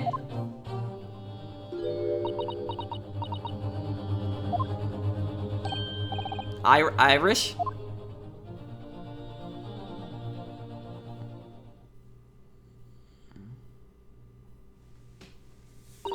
Runo. I hope you don't mind, but... what is it, Iris? I've just remembered something very important I have to do. I'm going to have to leave you now. That was strange. This is very sudden, Iris. Well, we'll come with you then. Oh, no, there's no need. You and Runo can take your time here. Bye for now then. Good luck. Wait a minute. Little girl. Me? I remember now. You've been here before, haven't you? Have you, Iris? Yes, 2 years ago, when that detective came. You were with him, weren't you? You were a living specimen then, too. That's the way it usually works, yes. Was I? I really don't remember. No, somebody like Irish wouldn't forget that. She is a child genius. She remembers everything. Anyway, sorry, but I must dash. Wait, Irish. I'll brew up a prop for you when you get home. What the hell is going on here? It's like everybody knows something and they're hiding something. It's like everybody is hiding something. What the hell is going on here? What's the matter with her? She's behaving really strangely all of a sudden. Well, In that case, we won't keep you any longer either. It's been quite a while since I had any visitors. This was really fun. But next time you come, I'd prefer it if you were ready for dissection. I can't make any promises, sorry. It's a bit strange the records of Clint Van Zeke's autopsy have disappeared. But I think we're asked all we came to ask now.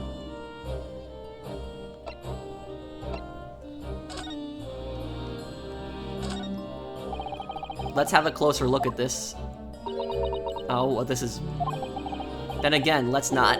At least not while she's armed. Okay.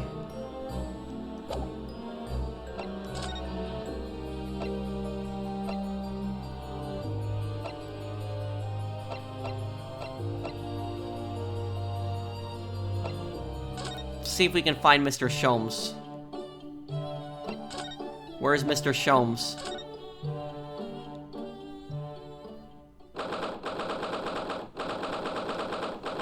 Well, at least, Dr. Gory, at least she's not like, her, mother. That she is a bit creepy, but she's, at least she's honest. That she's not willing to hide things.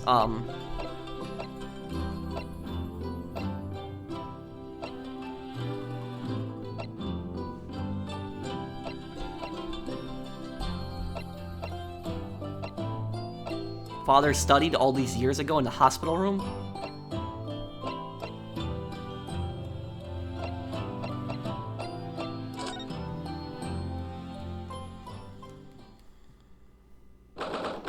Second November. Room on Fresno Street.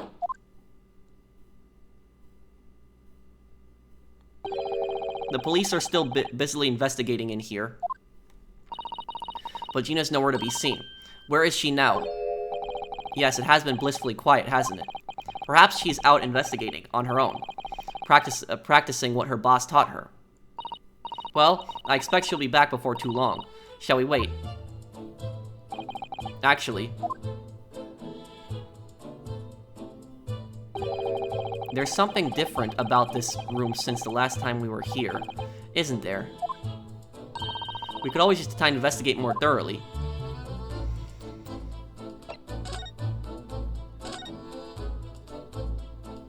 What changed?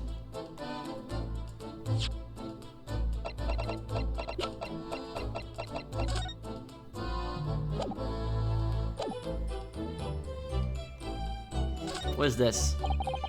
This little trunk wasn't here before, it wasn't. Oh, it appears to be made of metal. It must be very heavy. I wonder to whom it belongs. There are some initials on the outside, look. TG, Tobias Gregson. Let's ask one of the policemen if they know how it came to be here. What you think you're doing? Is that Gina? Oh, Gina's here. That's my trunk, that is.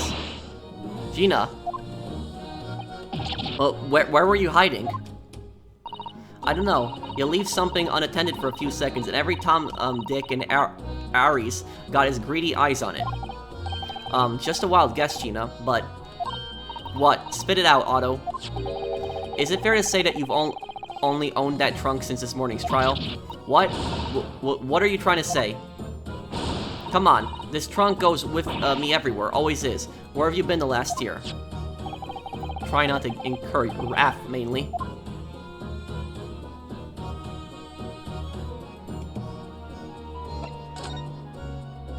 Your boss.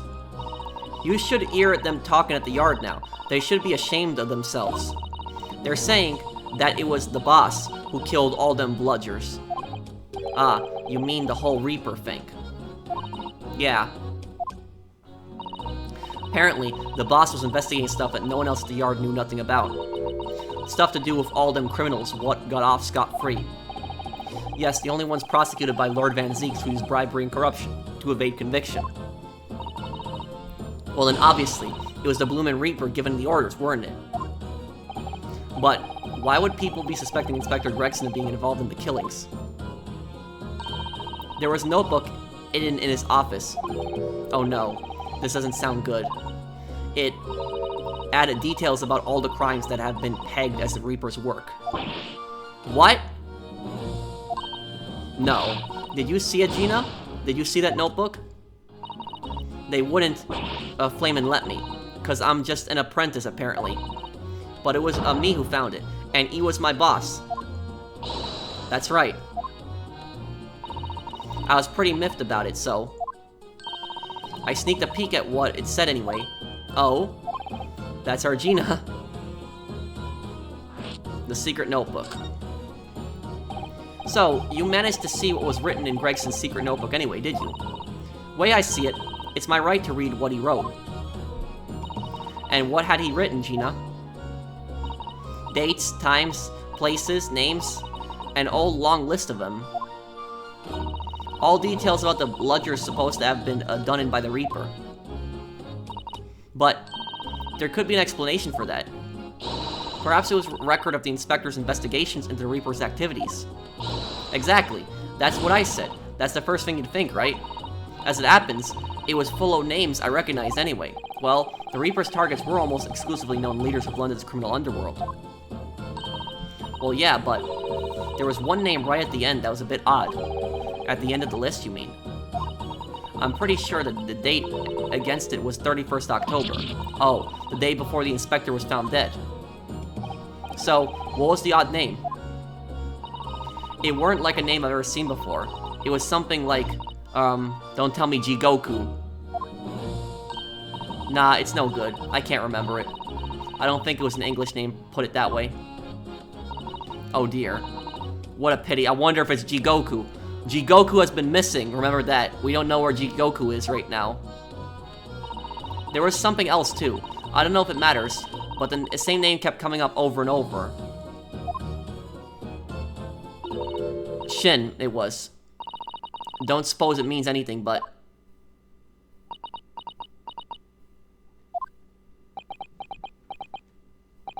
Did you say Shin?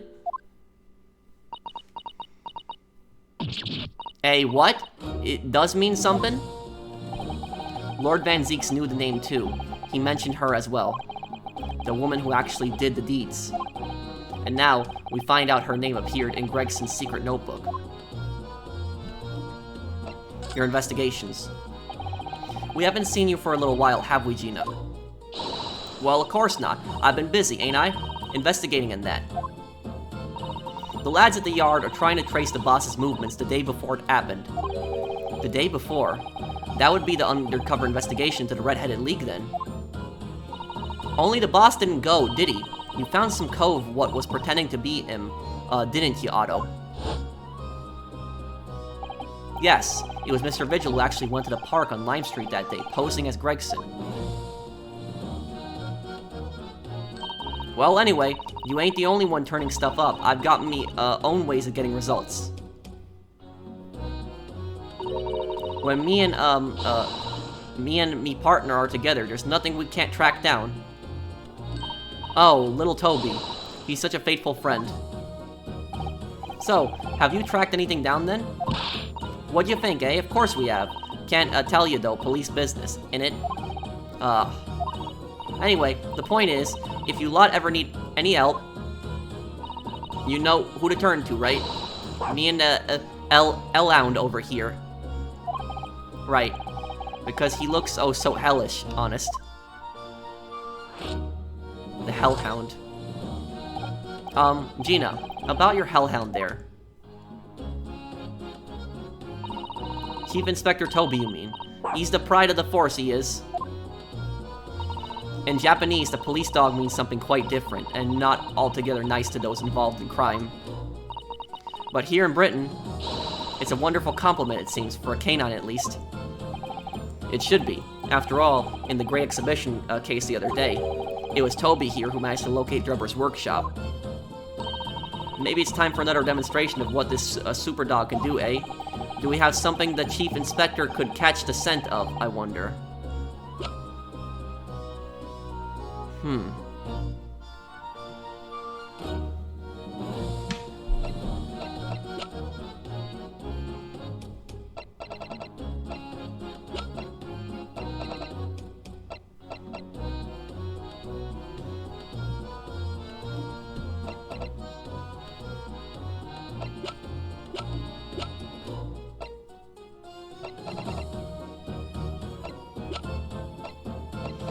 I don't know what we could really give him.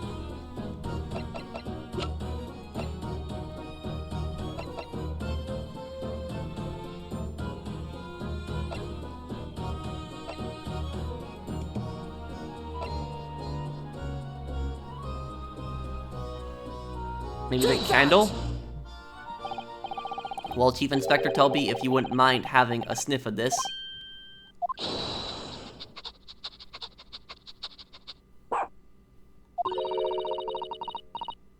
The Chief Inspector said woof to that, Otto. What does that mean? Yes, I heard. I think perhaps that particular item didn't excite him very much. Ain't you got nothing else? I'll have a think. What could I give him that he could,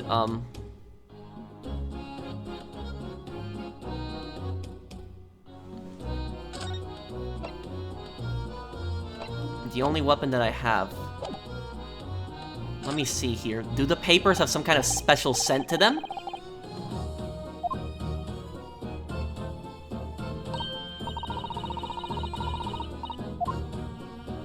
Let's try. Let's see then.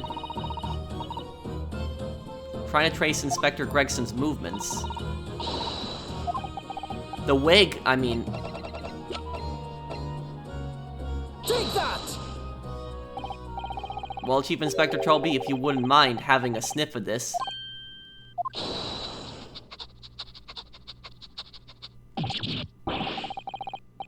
He might be a little keen, don't you think? The Chief Inspector made short work of Gina there. Woof. Ah, look at what he's gone to, so I was right, the wig. Oh my, that trunk clearly still has a very strong scent. Of Inspector Gregson. In other words, it must have belonged to him.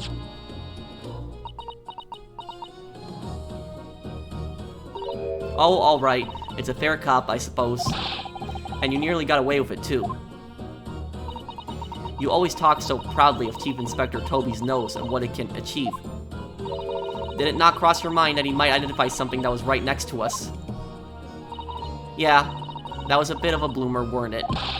That's enough now then, Gina. Eh? I think it's time you told us the truth about that trunk. The metal trunk. It weren't like that. It's just... It just weren't. What are you talking about? I know it's going for that head of yours, but that ain't what happened. Alright then. What did happen? Well, like I said before, we were trying to trace the boss's movements. So I let Toby here have a whiff of the boss's overcoat. And as soon as I done that, he went off like a shot. Straight to that sandwich. To a sandwich, not to a bag of chips? Mr. Naruhodo, I believe Gina means the witness. Oh, that guy, right. Oh, I forgot about that sandwich. Yeah, he had it hidden between those wooden boards of his, the boss's trunk. You mean, when they heard the sound like a gunshot all piled in here? Exactly. He nabbed it from the scene. Goodness. Me and the Chief Inspector gave that sandwich a good grillin', and you know what he said? I thought it might fetch a good price, and the chap wouldn't be needing it anymore, so... But that's all I did. Nothing more, nothing less. Would you add him and eat the cheek of it, eh? Stealing the dead boss's stuff to flog. So Miss Venus wasn't the only one to meddle with the scene of the crime, then. How could they? So anyway, that's how it happened. And it's a pretty decent trunk, so I figured I might as well make use of it. Is there something wrong with that, eh? Well... maybe you and Mr. Sandwich should try to find the answer to that question together.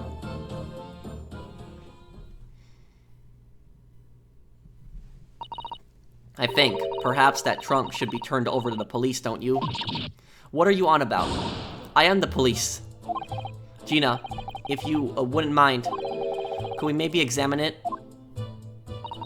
Yeah, alright then. Do what you want with it. Thank you.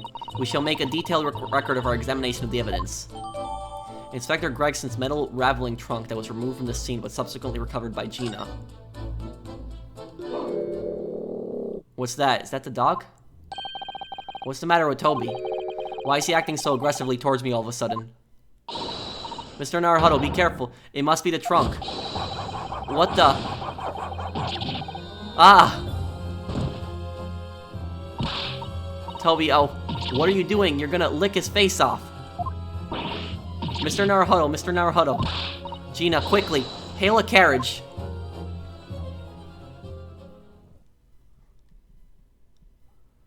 What just happened?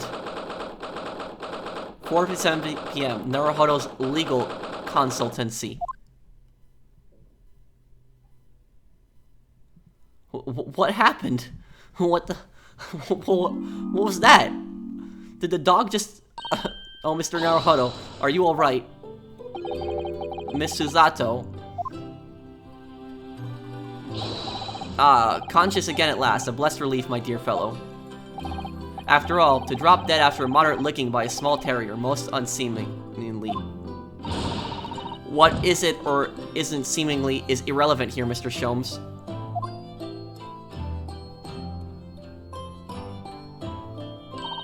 I'm so glad there's no lasting damage. How are you feeling?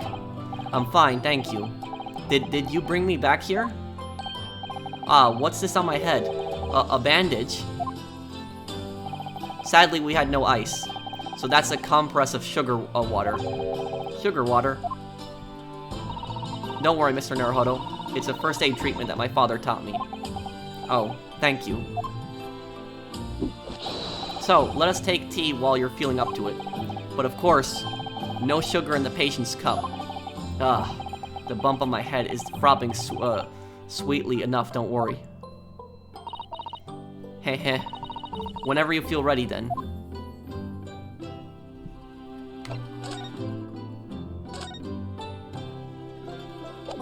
Where is...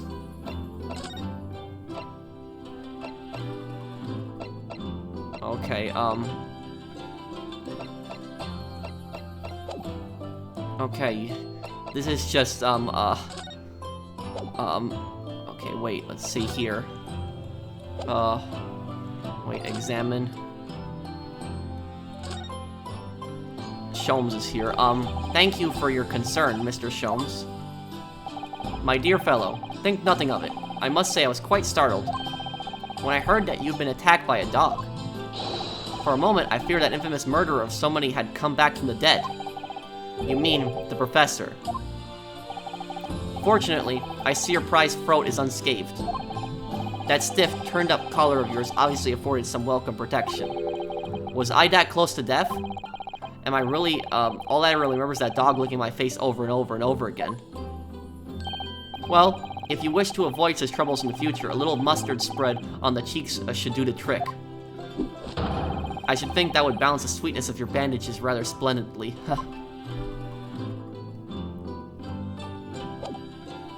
Okay, hang on a second. I'm gonna...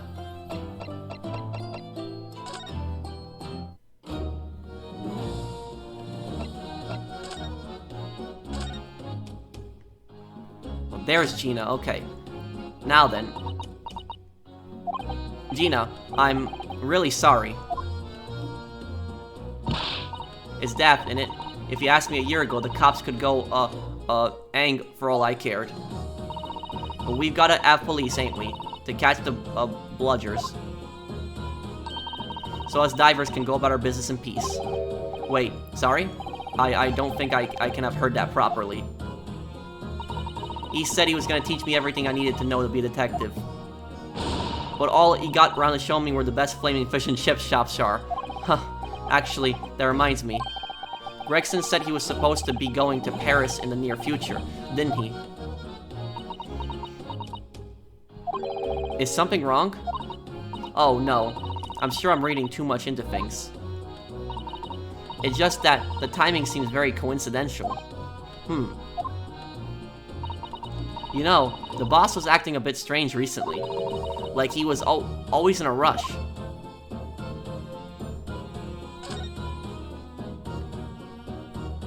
Oh, right, wait, I had the piece of evidence. Hang on. What's this? I noticed it before I even opened it. Have you seen this huge gash across the side of the trunk here? It's gone right through the leather and into the metal behind. Gosh, for metal chests like this to have been so badly damaged, it has to be something really strong to damage a metal chest like that. Whatever made this gash must have struck the side of this trunk with considerable force. I wonder how it happened. Oh no. What is this? Blood. Look at this dark stain here. Do you think... Yes, I'm afraid so. I think it's blood. Oh, I knew you were going to say that. So that presumably means that this was present at the scene when Inspector Gregson was killed. Is the most logical conclusion, yes. I think Gina's been carrying this around with her. If you didn't know any better, I suppose it does look like a grease stain from all the fish and chips.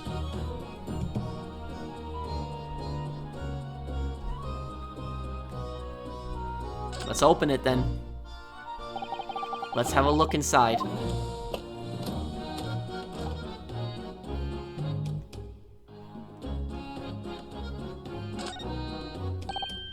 Look, there's something inside. Oh, let's see. It appears to be a passport, authorizing him to travel overseas. Was Inspector Gregson about to go on a trip abroad then? Perhaps the date of departure might tell us something. That was... Oh. What is it? It was for travel on the 31st of October, just one day before the incident. What? Really? A passport documentation that was in Inspector Gregson's possession. It was issued for travel to France the day before his body was discovered. So he was supposed to leave France the day before the body was discovered. This proves his time of death. It does. Because he would have gone to France. He would have been going to France, so Gregson went to France the day before his body was discovered.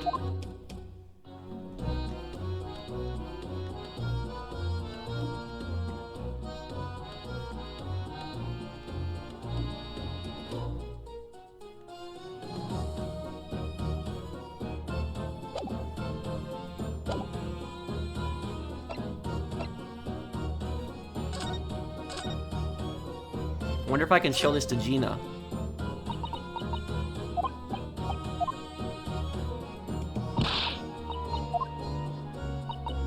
No, I guess I can't show it to her.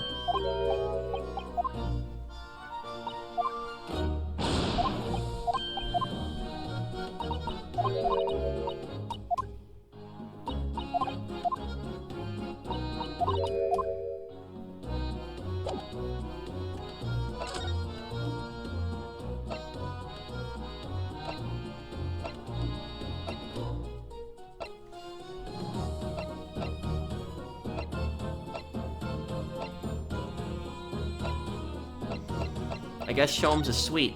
That's where we're going next.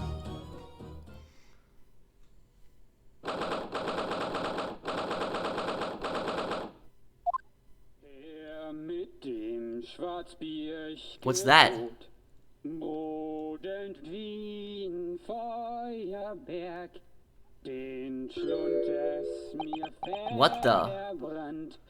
What the hell is going on here?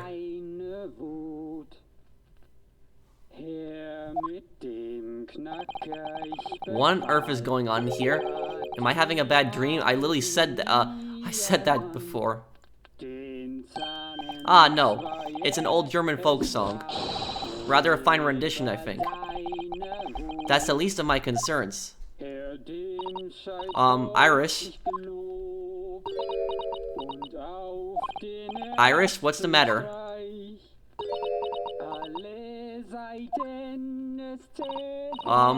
Who is that sprawling? I mean, that relaxed gentleman over there. That's your father, Susato.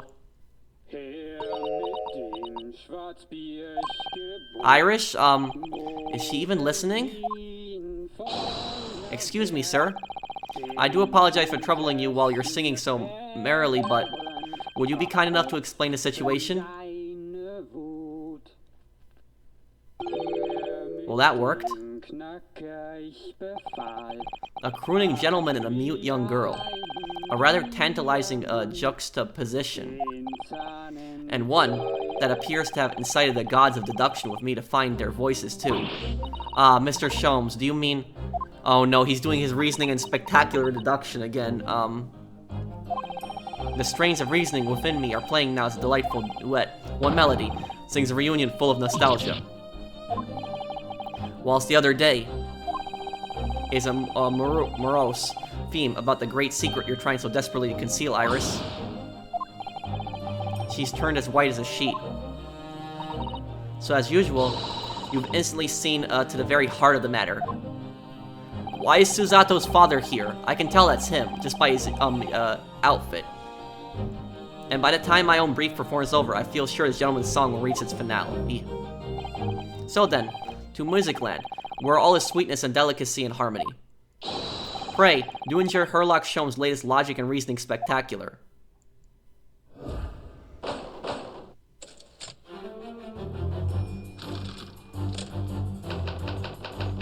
Man's identity. That's Mikotoba right there. Yujin Mikotoba. That is Susato's father. Firstly, you consider gentleman's nationality. Clearly, he's a German with no grasp of the English language. No, that's Susato's father. As evidenced by the Germanic song he sings and his apparent inability to understand what he's asked when asked to desist. So, why is the man here at all, and such apparently high spirits? The answer, of course, Iris, is clearly known to you. Indeed, we need only follow the gaze of those bright young eyes to unravel that particular part of this mystery. The reason for the man's mildly irritating warbling is revealed by the herbal tea. You obviously offered our German guest a cup of your latest herbal blend. The tea's delectable flavor has made the man's spirits soar, and resulted in his joyful ditty tumbling incessantly from his lips. I eagerly await sampling the flavor myself, that I may join the fellow in his state of elation. Now, to the next question. Who exactly is the gentleman availing himself so thoroughly of the SETI?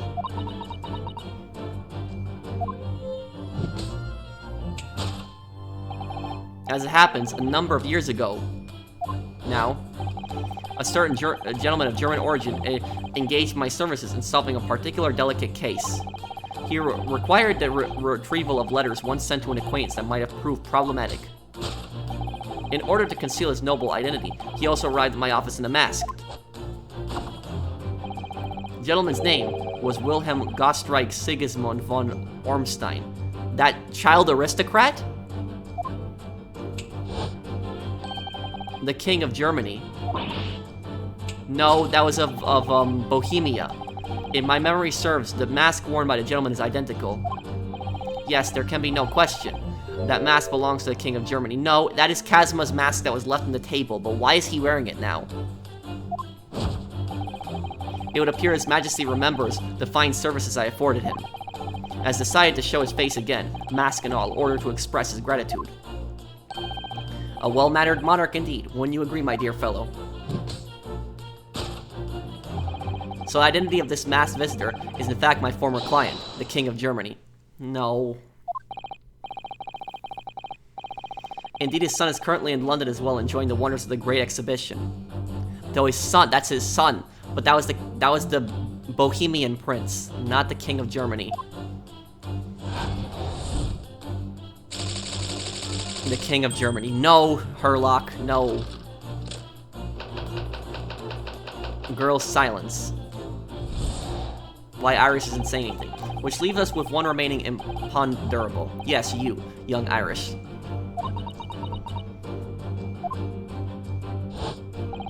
But your apparently inexplicably silence is unable to hide the truth. Yes, the reason for your muteness is concealed inside that knapsack. A £5 note, I believe. I must say, as your compatriot, I'm deeply saddened. It would appear that you've allowed yourself to be bribed into silence by His Royal Highness. No. Earning yourself some spending money in exchange for keeping quiet about the king's secret. Well, Irish is like, what the hell are you talking about? And now, the final piece of the puzzle. What is this secret you strive to hide with your silence, Irish? Ah yes, we need only follow that brief involuntary twitch of your eyes to find the answer. You were attempting to abscond with that coffee cup. My favorite coffee cup, in fact. Or should I say, the handle of my favorite coffee cup. It appears that His High-Spirited Highness broke it in the midst of his hijinks. Then, which leads us to the sad truth. My favorite coffee cup has been broken by the King of Germany, and Irish who tried to conceal it from me. No. I shall have a bill sent via governmental channels to the German royal family for its replacement. To hide the coffee cup, no. This is completely wrong. Thus concludes Herlock Sholmes' great deduction on this painful puzzle. No.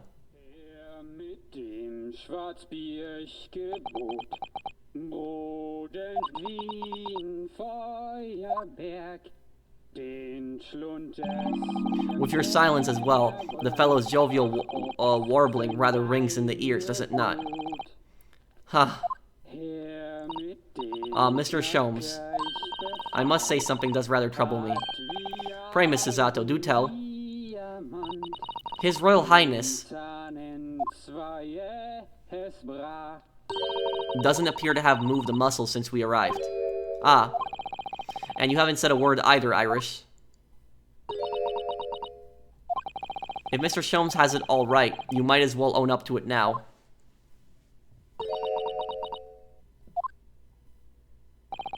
Your reasoning isn't entirely without substance, I must admit. And one other thing, Mr. Sholmes. Yet another grievance, Mr. Naruhodo? Surely not. Well, I actually read the story of that case recently, the one you were just describing. And according to that, at least, it wasn't the King of Germany. It was the King of Bohemia. Yup, I was right. Goodness, was it? Yes, that's quite true. Master Gotz, the prince, testified to that in court. In his words, I have come to see the great exhibition, all the way from my home in Bohemia. I would ask you to keep that minor error to yourselves.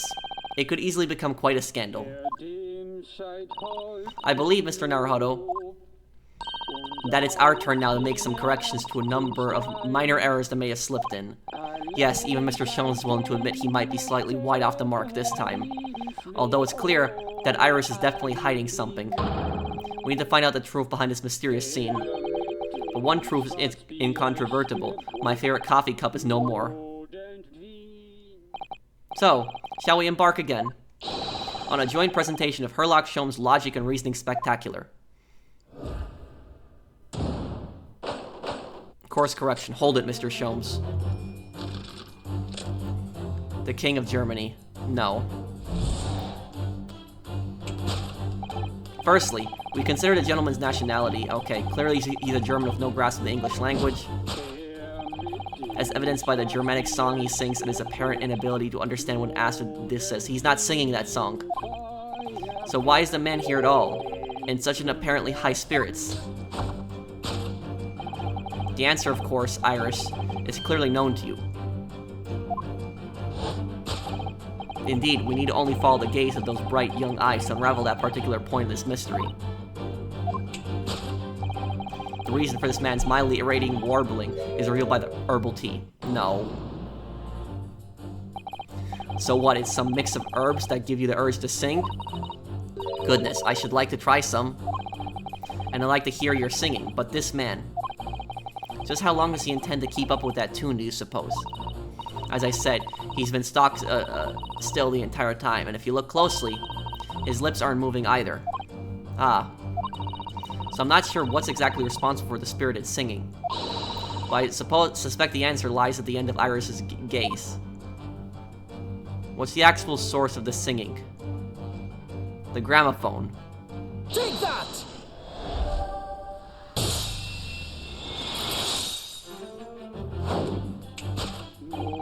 The reason for this man's mildly irritating warbling is revealed by the gramophone. Indeed, for no well-bred gentleman would break into an obscure folk song when making a social call. In other words, this gentleman isn't singing at all. In fact,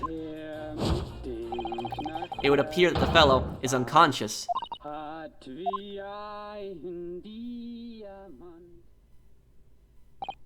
Ah, the music seems to have stopped now. I ask you, Mr. Naruhodo. Yes? Why would I have purchased a recording of that gibberish? How should I know? Well, never mind. On with the deduction. Who exactly is this gentleman availing himself so thoroughly of this CD?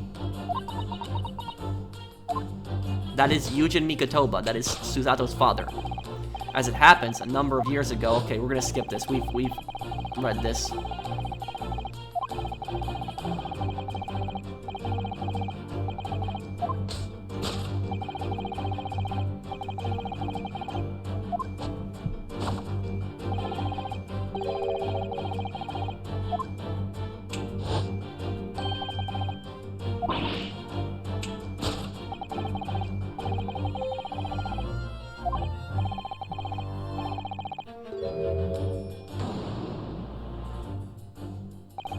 Although we've already established that it was actually the King of Bohemia, it seems Mr. Sholmes intends to persist with his German theory for some reason. Come to think of it, the young prince was wearing a mask as well, wasn't he? Master Gotz, the boy with whom you had in tears. Don't remind me, or anyone else. Do you suppose all members of the aristocracy of mainland Europe wear masks? I'm sure they do. Well, probably. Anyway, the point is, that mask doesn't belong to any king. No, that's right, as we... Well, no, because we can identify the true owner of this mask. Who was wearing the mask before? Kazuma. Take that!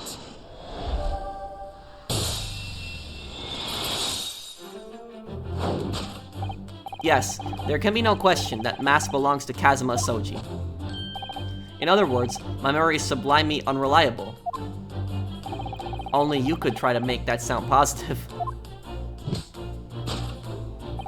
Kazuma's mask has been languishing on this metal chest for several days, though that doesn't explain why the gentleman is wearing it now. But it is now a simple matter to determine our guest's true identity. After all, the gentleman is unconscious. We need only excuse ourselves in advance, gently lift the mask, and peer beneath it.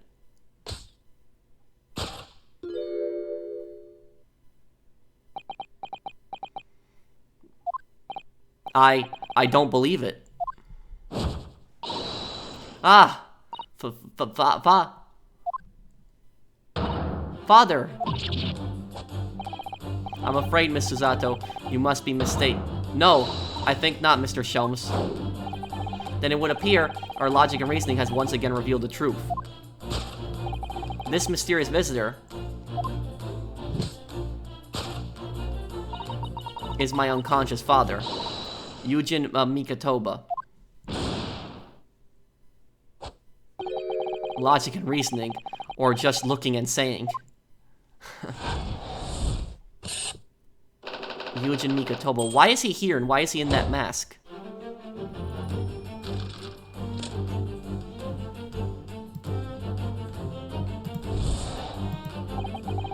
Which leaves us with one remaining imponderable. Yes, you, young Iris. But your apparently inexplicable silence is unable to hide the truth. Yes, the reason for your muteness is concealed inside the knapsack. No, she put something in his tea, that's probably what happened. So that's a 5-pound note pointing out from Iris's knapsack, is it? Oh dear, I can't be sure. Most memory that we encounter is in coin form. I know. I'm not even sure if we've seen any banknotes here in Britain at all, have we? But anyway, Father would never have paid money for Iris's silence. He certainly seems like the silent type himself, though, judging by his present state. There must be some other reason for Iris's silence, I suppose.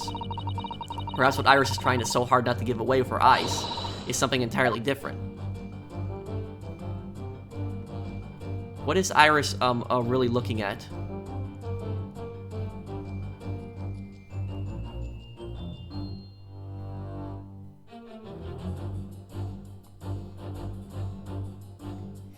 Oh, she opened the chest, probably. Wait. This metal chest, it contains important documents, doesn't it?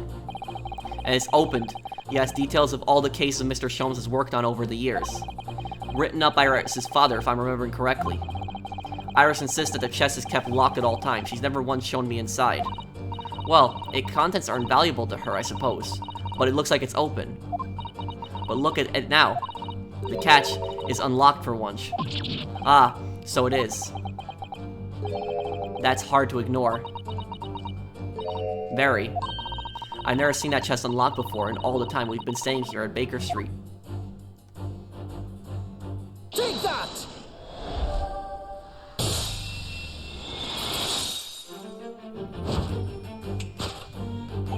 Yes, the reason for your muteness is concealed inside the metal chest. An excellent observation, for upon closer inspection, there's something different about the chest's appearance. Yeah, that cloth was on top of the chest, and so is the mask. It's kept locked at all times, yet now, the catch is open. Evidently, this is something to do with your refusal to speak, Iris. But it's a simple enough matter to incite you to speak, I'm sure. I merely need to open this chest. Here we go. No! Hurley, don't.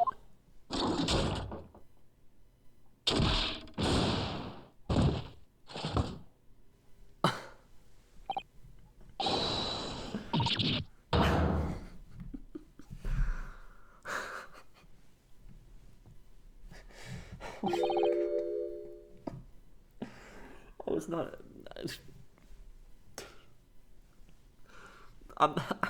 I'm not even, like, completely laughing, but, like, I'm, like, half laughing and half shocked. That's, like... What? What just happened?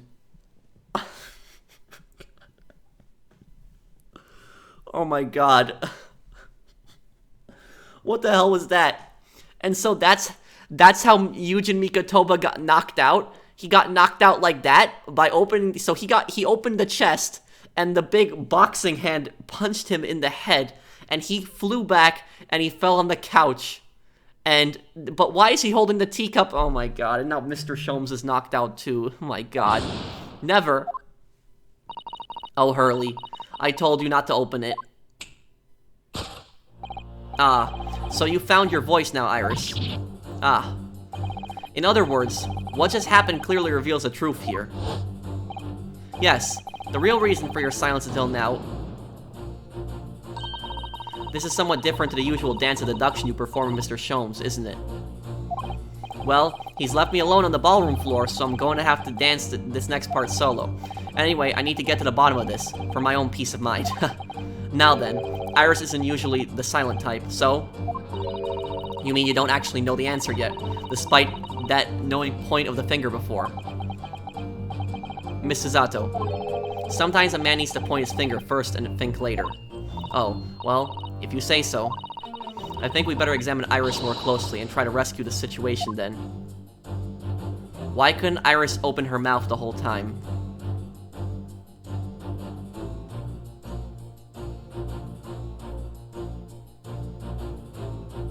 Oh, key? This. That's a key she's holding. Look, it looks like the key to the chest.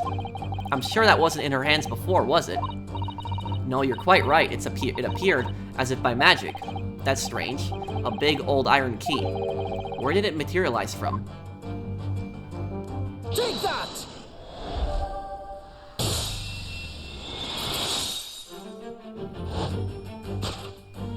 Yes, the real reason for your silence until now is that key behind your back. Ah, when Mr. Sholmes was thrown into the air before.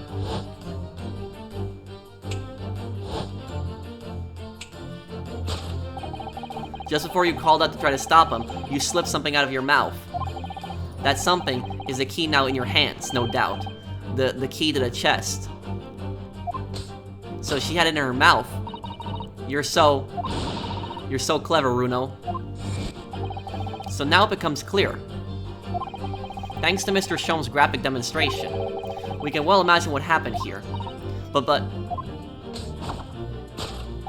Professor Mikotoba also opened that metal chest only to be punched into the air and land sprawl on the settee. But wait, that doesn't explain all the facts. What about the stylish scarf and the cup of tea? And above all, exactly, the thing is, why is that in his hands? Because if he was flying, he wouldn't have that cup in his... Why would he be wearing Kazuma-sama's mask? Well, for those curious details, I can think of only one explanation. Clearly, an unbelievable miracle took place in this room. Isn't that right, Iris? Did she plant that? Consider how this room was arranged before this whole painful experience took place. Yeah, remember, the mask was on the chest. When Professor Mikotoba opened the chest, completely unaware of what awaited him inside, the mask was flung into the air just as he was, only to land neatly on his face when it fell back down. But don't tell me he caught it the cup unconscious with his hand. And the teacup's journey through the air ended when it caught on the unconscious professor's finger. The chances of that happening? You mean to say that the stylish scarf is actually just a tablecloth? Yup, this is the great detective's office after all, a place of miraculous deductions.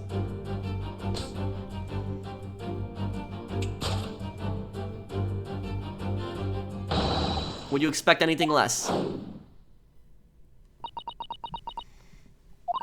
Yes, you're right. It happened exactly as you said. But why is Mikotoba here? Brilliant, Runo. Thus concludes Ryunosuke's great deduction of this punchy puzzle. He said Herlock Sholmes' line this time. How long is Mr. Sholmes going to be out for? So then, why don't I make a fresh pot of tea for us all? Objection! As admirable performance, Mr. Naruhodo. But in the final act of the show there, you rather missed everything of importance. Mr. Sholmes, if you would cast your mind back to my earlier deduction. Irish, clearly you're hiding a great secret. She is, from the look on her face. Mr. Sholmes must be right. Whatever this great secret is, the cat isn't out of the bag yet. So I put it to you again. You were attempting to abscond with that coffee cup. It really is a shame about Mr. Sholmes' cup. It must have been smashed when Professor Mikotoba opened the chest. Oh dear, so many things seem to have been broken here. But now that deduction has taken a different direction. Iris doesn't seem to be trying to hide that broken cup anymore. In other words, her great secret is something else. Let's put our observational skills to work here one final time then. What secret is Iris trying to hide? Oh, this. What is this? Case file. Take that!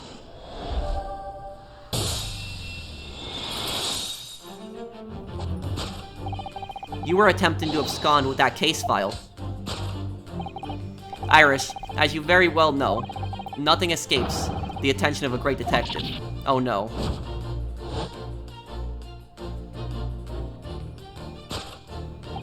We visited Scotland Yard's autopsy laboratory earlier today, and Dr. Gorey informed us that the autopsy report of Clint Van Zeeks had gone missing. Clint Van Zeeks, yes, I do seem to recall that some years ago, I asked to see the report in question. You were with me, weren't you, Iris?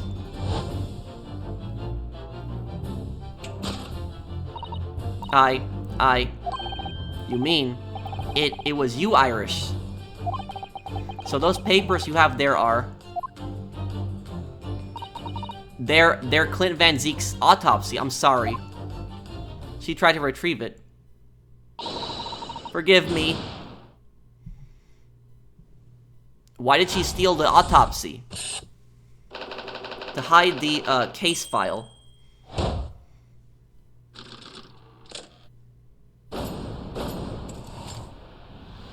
Deduction complete, elementary.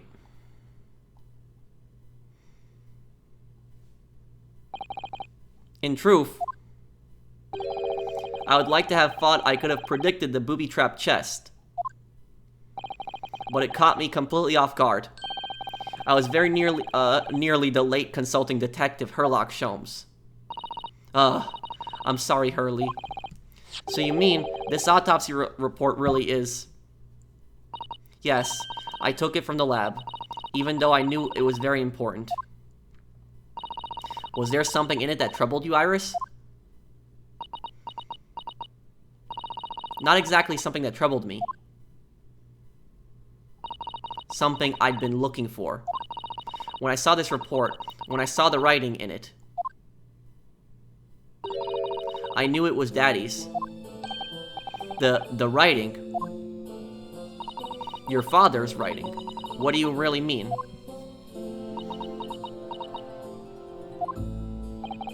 Iris, it must be something that's hard for her to talk about. Forgive me for interrupting, my dear fellows. Mr. Sholmes, what is it?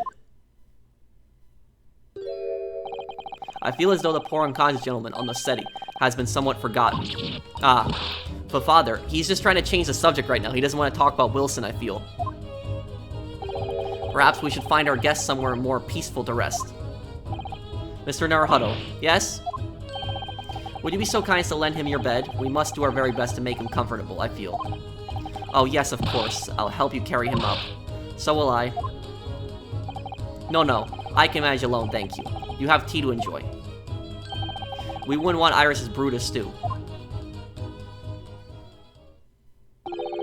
Because there's no better way to make the professor comfortable than dragging him upstairs like a trunk. I wonder, perhaps that was deliberate. It was, because Mr. Sholmes didn't want us to talk about her father. Maybe Mr. Sholmes is making himself scarce to give Iris a chance to talk more freely. And find out what's going on. Your daddy. Would you like to tell us about it, Iris? About your father? I'm sure I told you before, didn't I? That Daddy used to be Hurley's partner. Yes, and that notes about all the cases they solved together are kept inside the metal chest. That's right. Hurley told me, you see. He said that Daddy's somewhere far away now, so we can't meet. That's one way of describing it. Then, when I secretly unlocked the chest and read through the papers inside, I started to build up a picture in my head of what Daddy must be like. Well, that's only natural. You're just like any other girl of your age. I read that Daddy was a professor of medical science, so I studied and took my degree too. Well, that's only natural, I suppose. In that respect, you're not quite like any other girl of your age, though. But there was one thing that I could never find out. Daddy's name. His name wasn't anywhere on any of the notes that he'd made about his work with Hurley. But then one day, that's what happened, is it? When you saw this autopsy report, you finally managed to work it out. Is that right? Yes. So it was the handwriting in the report that caught her eye.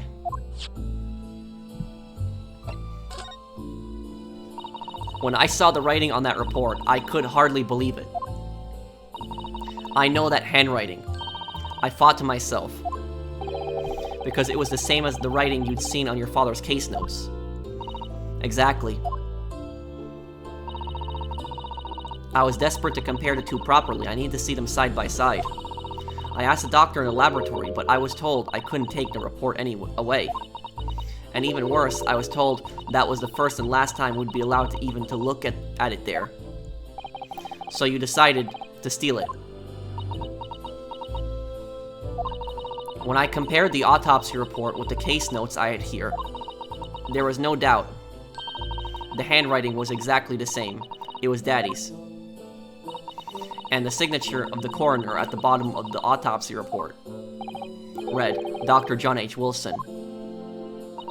So that's how I finally found out. I learned Daddy's name at last. I see. Ever since then, I've called myself Iris Wilson. And that's also when I had the brilliant idea of writing stories all about Daddy's exciting times of Hurley. I decided there and then that I'd write the adventures of Herlock Sholmes. Oh, Iris, I had no idea the stories had quite such a deep personal significance for you. I wonder how she would feel, though, if she found out her father is dead. It's really bad. I can see why the autopsy report was so important to her now. And why she was prepared to break the law to get her hands on it.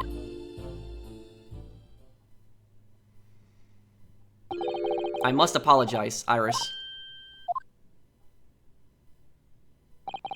This is really all my fault. Hurley? I made a promise, you see, that until the time was right, I'd keep the details of your father a secret. About your father a secret. I know. I've been very naughty. I'll take the autopsy report back to Dr. Gory and apologize, I promise. Yes, we'll go together, I think. Then, let me look after it for you until we get there. The autopsy report of the final victim of the infamous professor. The report was authorized by Dr. John H. Wilson. I want to see that autopsy report. Let's see this. Victim, Clint Van Zeeks, male, 33, nationality British, time of death, 31st, between 9 p.m. and midnight. Death from a single stab wound to the heart. Other superficial external wounds indicative of a duel. Recent scarlet ink stains visible on the little ring fingers of the right hand, but no document and corresponding ink was found. But wait, weren't all the professor's victims killed by a dog? And yet, he was stabbed. Vital evidence recovered from the victim's stomach during autopsy. Credit to Inspector Gregson for petitioning so doggedly for the autopsy procedure. No internal trauma noted anywhere in the body. Vital evidence recovered from the victim's stomach during autopsy. Wonder what that evidence could be on the stomach. I must go and water my herbs, I think. I'll see you all later. Poor Iris, she must be feeling awful. I know Mr. Sholmes is here for her, but still. Ah. What? How? What's the meaning of this, Mr. Sholmes? Mr. Sholmes? Oh, dear me. So, you've noticed, I see. 31st between 9 p.m. and midnight. Is there something strange about this? A duel?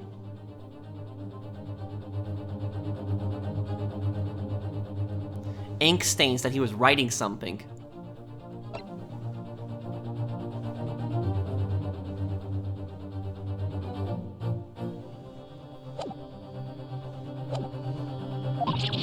But that would mean... What on earth's the matter, Mr. Zato? You've turned as white as a sheet. It's this autopsy report, Mr. Naruhodo. The one from 10 years ago. The writing isn't Dr. Wilson's at all. What? Wait, so she's saying that's her, don't let me guess, that's her father's handwriting. Huh? What do you mean? How could you possibly know that? Because I know this writing very well. This writing, it's my father's. What? Professor Mikotoba's. Indeed, it's true. And now you know, my dear fellows. No, I don't know anything. What on earth does all this mean, Mr. Sholmes? Because the idea that's slowly forming in my mind, it's just too extraordinary to believe. Please, you have to explain. The autopsy report writing. So, this autopsy report was actually penned by Professor Mikotoba then. But that makes no sense. It's not possible, surely. Not possible. My dear fellow, pray, take a deep breath and think again. So, he'll be doing an autopsy report on Clint, Professor Mikotoba. And that evidence led directly to the arrest. Remember, the evidence led directly to the arrest of Genshin. Don't tell me Mikotoba's the serial killer. Yes, you're right. In some ways, it actually makes a great deal of sense. It does? 10 years ago is when Father returned to Japan after his extended study tour in Britain. And prior to his return, whereas Dr. Mikotoba engaged. Where was Dr. Mikotoba engaged? Ah, of course. he was an assistant in Dr. Wilson's laboratory learning about forensic science. And as an assistant, he would have aided with the dissection work, making detailed notes, which would be assembled into the full autopsy report. Once the work was complete, the head coroner would check the contents and put his signature on the document. In other words, the only writing of Dr. Wilson's in the report would be his signature at the end. I see. So Iris got the wrong end of the stick, you mean? She saw that and assumed the whole report had been written by Dr. John H. Wilson. Which is very understandable, of course. What a complicated situation, yeah. Mikotoba actually penned the report. Your partner. Thinking about it, most of what we know about you, Mr. Sholmes, comes from the published stories of your exploits. Yes, The Adventures of Herlock Sholmes, written by Iris. And we really have no way of knowing what's fact and what's fiction. Most troubling for you, my dear fellow, I'm sure. So what about this supposed partner of yours? Did he really exist or not? Ah, you've come straight to the point, I see. And please come straight to the answer. Good point, Susato. I believe Iris explained it in one of her installments. He was a trusted comrade and the only person I could truly have called a friend. And did this partner of yours truly make a record of all your cases? Are his notes really stored inside that metal chest? Absolutely, my dear madam. Absolutely. But then why is there a giant... So where's your partner now? We rarely meet. You see? He lives on the other side of the world.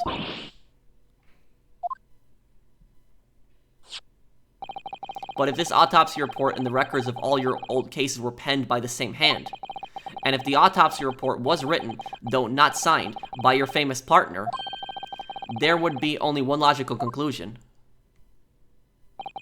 Pray, impress me. Your partner would have to be Yujin Mikotoba. In other words, Miss Susato's father. Upon my word, Mr. Naruhodo. Yes? You are coming along wonderfully. You have hit upon the method at last. You finally grasped the art of deduction. You mean to say... Allow me to introduce you to my great friend and partner, Mikotoba. So, Mikotoba was his partner, not Wilson. But then who was Wilson to Sholmes? Professor Mikotoba? Sholmes and Mikotoba. Does this mean that you're the real Dr. Wilson? No, my dear. I'm still my old self, Yujin Mikotoba, your father. Oh, of course. This is obviously too much for Susato-san to take in. I must say, though, how my old friend has attained worldwide celebrity as a mystery solver is the greatest mystery of all. I still remember the first time we met. Ah, pray remind me. When was it again, Mikotoba? 16 years ago, Sholmes. Ah yes, quite. 16 years ago. I just arrived from Japan with Shishiro and Gensun. I was in search of lodgings close to the hospital, some comfortable rooms at a reasonable price. But rents are devilishly high in that particular area. That's right. So I decided I needed someone to share lodgings and the expense. And was fortunate enough to be introduced to Sholmes, who found himself in a similar situation. I was a callow fellow back then, a mere shadow of the great detective you see before you now. I was working at the hospital's chemical laboratory at the time, indulging my curiosities for little gain. And the situation of our cohabitation led us to pursuing cases together, you see. Hard to believe. It was a mere 6 years. We had a great many adventures. But in the last year of Mikotoba's stay in Britain, that most infamous case of cases presented itself. The case with which you've become rather familiar yourselves, the Professor killings. After the trial, Sashiro and I were summoned back home. Hardly surprising, given the circumstances. So, there you have it. And as you know, all the details recorded by my trusty chronicler remain in that metal chest. This is just amazing. Professor Mikotoba really is Mr. Sholmes' famous partner. But then who is Dr. Wilson to Mr. Sholmes? Father. Goodness, my dear, what a cutting look. As your daughter, I'm very proud to learn that you were the great detective's great partner. But nevertheless, there's another mystery that I really must ask you to explain now. And that is? You know very well what it is. The unresolved matter of Iris's father. Ah, of course, I'd almost forgotten about that one.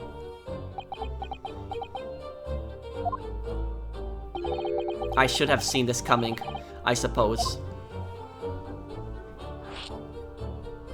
Iris's father. Iris told us that all the notes about the Great Detective's adventures that are in the metal chest were written by her father. Isn't that correct, Mr. Sholmes? That is indeed what I told young Iris.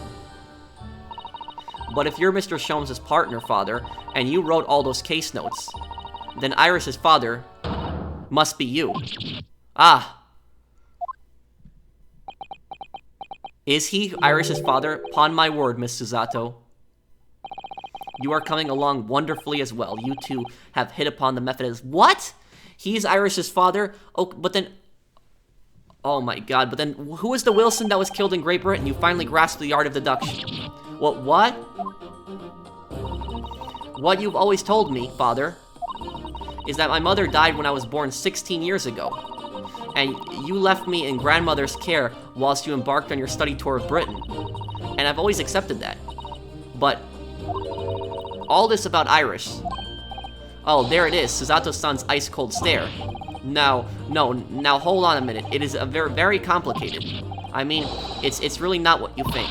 Then perhaps you'd like to explain exactly what it is. Oh, she's about to do a Susato takedown. There it is now, the eyes go from ice cold to red hot just before she... No, really, you've got the wrong end of the stick. Sholmes, say something, man. Huh, say something, man. Oh, man. That's quite enough, my fiery fellows. Mr. Sholmes, when did he get all dressed up? Whilst I don't like to interrupt this exciting exploration of the past, Mikotoba and I have an urgent matter that requires a short excursion. But it's very late, Mr. Sholmes. Where must you go? Why, my dear madam? Is that not obvious? My partner and I must pursue our natural enemies. So, get your coat, Mikotoba. The game is afoot. But Mr. Sholmes, I really must give Susato a full explanation, I think. Later, my dear fellow, later. Our carriage awaits downstairs already. You haven't changed one iota, have you? I mean, really. I visit our home after, 10 long years. And when I open that chest in a fit of nostalgia, I quite explicitly pass out. And as if that wasn't enough, when I eventually regain consciousness, I'm plunged straight into all this. Father, please. Go with Mr. Sholmes now. What? I've no doubt that whatever happened, you were acting in everybody's best interests. I trust you, completely. Susato. And sending the great detective and his great partner off on renewed adventures together is more than I could have hoped for in my wildest dreams. Very well then, we'll speak again later. So, I believe your own work is done for the day. I wish you the best of luck for tomorrow. Yes, Naruhodo, good luck in battle, and in reaching a decision. A decision about whether to go back to Japan, I suppose. So much happened that day that I barely knew what to do with myself. It would only be later that I'd come to realize how amidst the chaos I'd unleashed were all the clues I needed to finally unearth the truth, and that all the turmoil was necessary to give me the resolve to see everything through.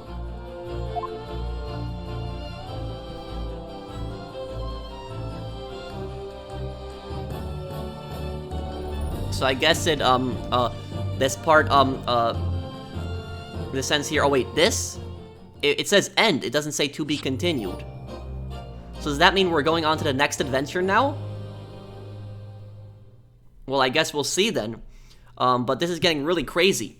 So thank you guys for watching. I hope you guys are enjoying this. If you do, please do drop a like. And I will see you guys on the next one. Take care, everyone.